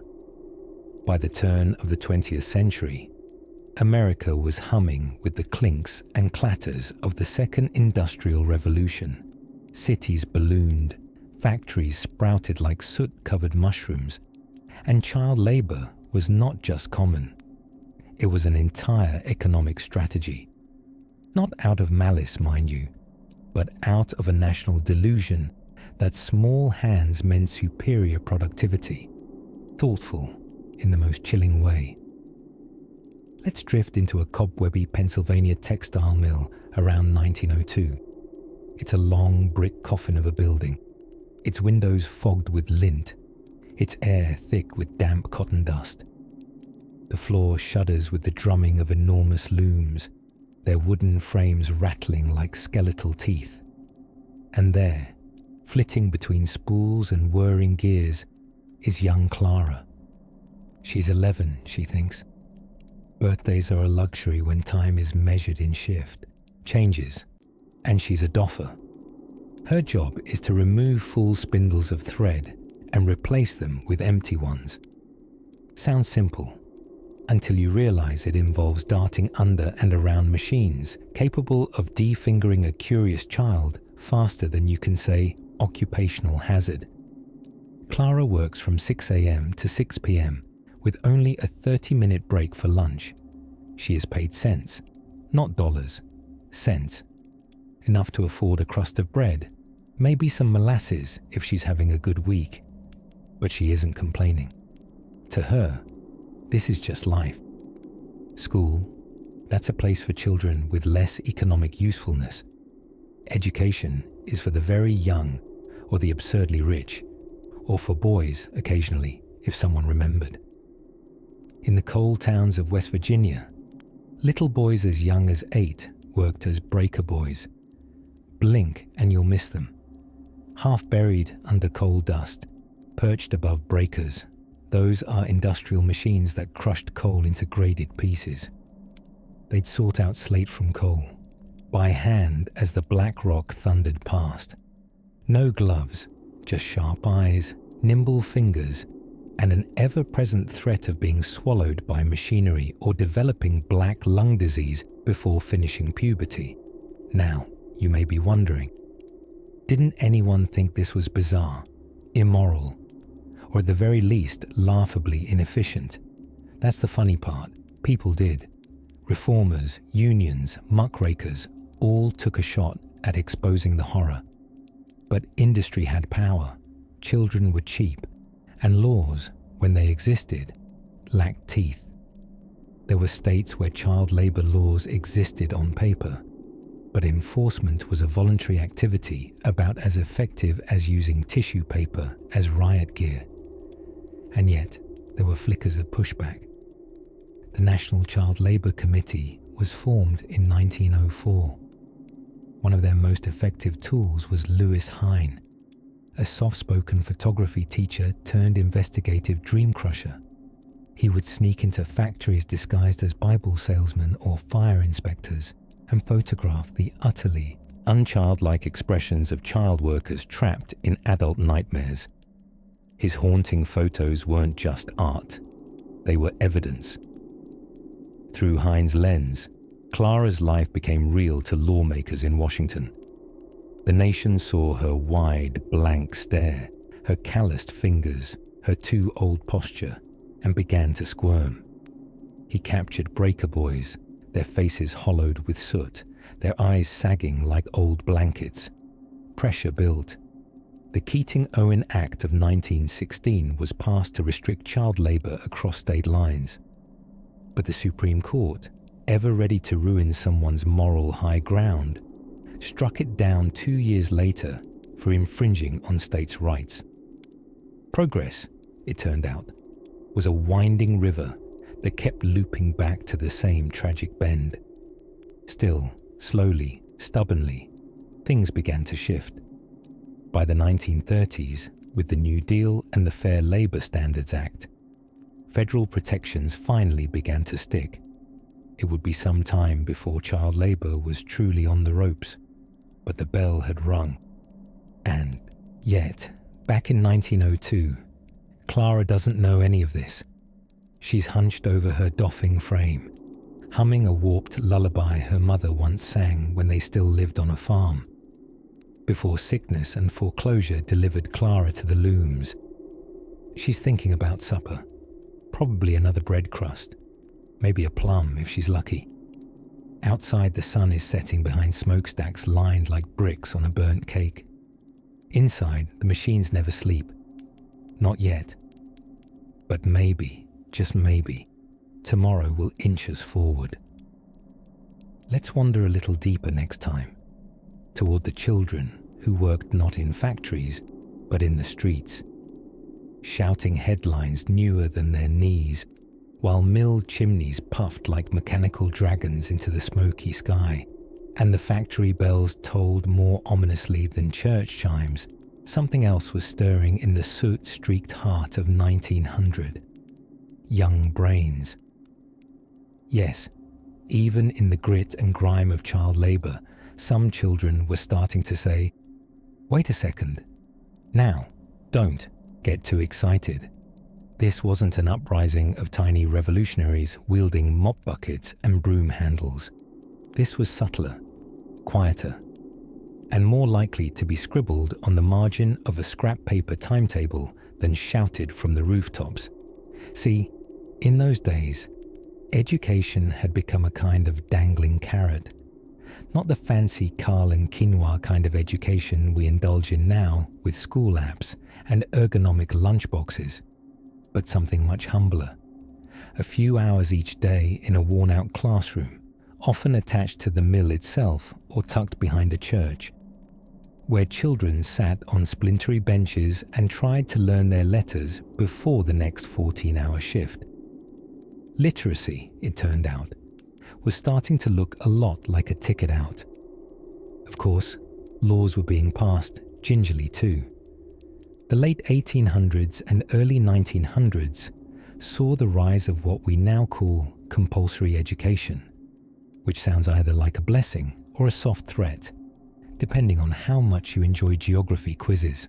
States began saying things like, perhaps children between 6 and 14 should be, I don't know, in schools instead of inside coal chutes. A bold stance. But, and here lies the twist, the laws often said one thing, and the chimney smoke said another. Even as states passed these rules, loopholes abounded. For example, if a family filled out Form 27BI in triplicate and proved that little Jimmy simply must stoke the boiler, or else risk financial oblivion, he could be exempted. Many parents, especially those struggling to stay afloat, didn't fight that. In fact, they quietly hoped Jimmy was good at stoking. Yet the seeds had been planted. Reformers, those tenacious classroom-in-a-bonnet types, were chipping away at public opinion like they were carving marble statues out of societal apathy. People like Jane Addams, riding the still new wave of social justice, opened settlement houses that offered education, food, even daycare. Imagine, somewhere in a cold, coal-dusted city, a child got to sit in a warm room and learn about adjectives instead of operating a machine with more gears than safety protocols. Sometimes these learning spaces doubled as sanctuaries. Libraries began allowing children in, somewhat controversially at first. Picture it, a dusty old librarian clutching his monocle, muttering, "But they'll wrinkle the newspapers." Yet the children, once past the terror of being shooshed, became quiet sponges. Books were cheaper than tutors and less likely to accidentally bounce out a tooth like a rogue mill lever. Then came the newspapers, that crinkling symphony of urban mornings.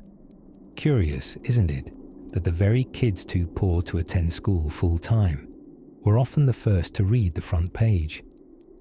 Newsboys devoured headlines as they hawked them, absorbing vocabulary alongside sore arms. These accidental scholars of the sidewalk would blurt out the details of municipal corruption and fires downtown with uncanny fluency, before turning around and asking someone to spell elephant. Even the workplace started noticing. A handful of factory owners, perhaps moved by sudden pangs, whether of conscience or wishful marketing, began to offer night classes to their youngest workers. So, after another 10 tranquil hours of shoveling pig iron, a 13-year-old boy might drag his boots to a backroom chalkboard and learn all about fractions in the Mississippi River, before promptly falling asleep in his alphabet. This strange mingling of work and school created a generation of children with calloused hands and curious minds. They knew the price of a broken gear and the poetry of Emily Dickinson. They could thread a loom and recite a stanza. Unusual combinations, yes, but it gave them something modern history quietly admires: grit with grammar, a blend rarely manufactured today. And amid the clank of machines and the thump of weary feet, that whisper of learning began to ripple outward. It hinted that perhaps someday books and benches could replace spindles and shift bells. Change, like sleep, comes slowly at first, but eventually, like fog over cobbled streets, it settles in with quiet determination. And speaking of fog rolling in, let's follow it now as it drifts toward a sleepy factory, lit by the flicker of gaslight and the fading silhouettes of tiny workers, one of whom is about to make a choice that will twirl the story gently in an unexpected direction. If you looked out the cracked window of a New York tenement around 1900, you'd be met with a patchwork quilt of rooftops and soot, and the occasional laundry line bravely flapping its undergarments against the industrial skyline. Perhaps a muffled symphony played below, the rattle of streetcars, the cry of a vendor hawking questionably warm oysters, and the tinny blare of a phonograph attempting to drown out the century's chaos with a poorly recorded waltz. And, somewhere down there, a child, probably no older than 10, was busy not being in school. Instead, they were pull-starting their third 12-hour shift of the week, shoeless, undersized, and filled with just enough oatmeal and hope to survive the day. Now, if you're comfortable in bed and wondering how such a small human could hold up in such big, dirty shoes, well, so were the reformers. Let us float gently, dreamily, toward the unlikely spark of change. Photographers, not the kinds who ask you to say cheese while you blink furiously into the flash. These were stern-glassed muckrakers like Lewis Hine, a man who wandered mills and mines not to take artistic selfies, but to expose the underbelly of American industry and child labor. One heartbreaking photograph at a time. Hine wasn't subtle. He'd sometimes pose as a Bible salesman, a fire inspector, or even an insurance agent, none of which are experiences you'd expect to end in a photo shoot. But then he'd quietly tip his hat, and snap a photo of a boy covered head to toe in coal dust, looking impossibly tired for someone who's yet to own a decent pair of socks. His images weren't fuzzy tales immortalized with a smile, but silent whispers of truth. An 8-year-old girl hunched over a loom, her fingers knotted with lint. Brothers, barely tall enough to reach the breaker line, sorting stones from mountain-sized piles of coal chunks. Infants asleep in baskets beside sewing machines while their mothers stitched for 16 cents a dozen. Blouses that would fetch far more than that on any Fifth Avenue shelf. These weren't merely pictures. They were visual lullabies for the nation to awaken from. And awaken, slowly it did. Now, as you drift with us into the slower currents of the reform tide, let's talk, gently, about the National Child Labour Committee. Not the most exciting name, admittedly. It sounds like it should come with a stern boardroom and tepid tea. But quietly, methodically, they kindled national outrage, showed Congress the photos, whipped up pamphlets, and probably pestered more than a few senators into both moral and political reflection. Of course, progress never arrives with a trumpet. It trundles in late, misses its cufflinks, and often argues with itself before sitting down. So while state governments bickered over minimum working ages and whether 6-year-olds could reasonably be considered skilled labor, the factories kept humming and the children kept clocking in. Meanwhile, public opinion began a slow somersault. Magazines republished Heinz photographs beside sorrowful articles bearing titles like A Cry from the Mills or Little Toilers of the Night. And gradually, being a kid who wasn't working 18 hours a day stopped being a symbol of wealthy idleness and started looking like basic decency. The truth lingered in the eyes of every small face in those sepia snapshots, a kind of wisdom no child should wear. It bore into the hearts of readers, reminding them, quietly, that a future resting on the spines of exhausted children was not a future at all. And yet, even as legislation tiptoed through Congress and states cautiously adjusted their habits, enforcement was, lax. Yes, lax. Like a cat, wearing reading glasses and claiming to be a school inspector. Inspectors were few.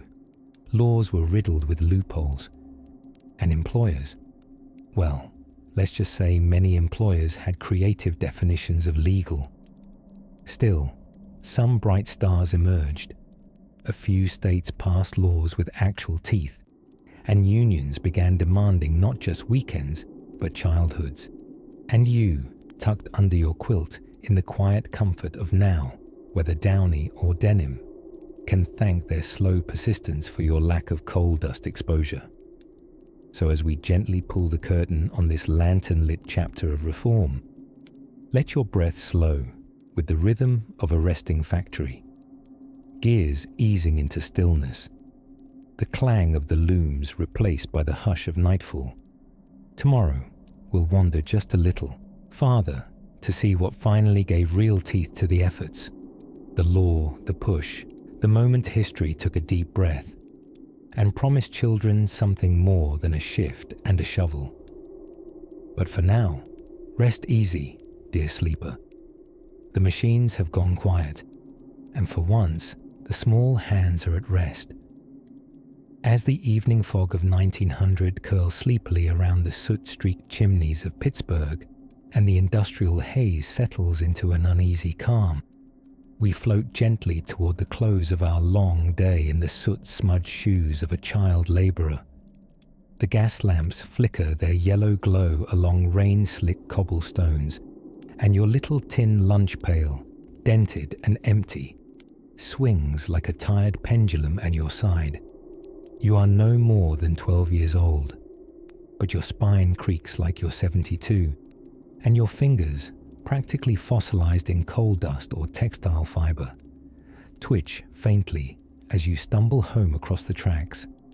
Despite your unpaid overtime and questionable rations, consisting mostly of bread and what seems to have once been a bean, there is the faintest whisper of relief that tomorrow, however identical it may be, is not quite today.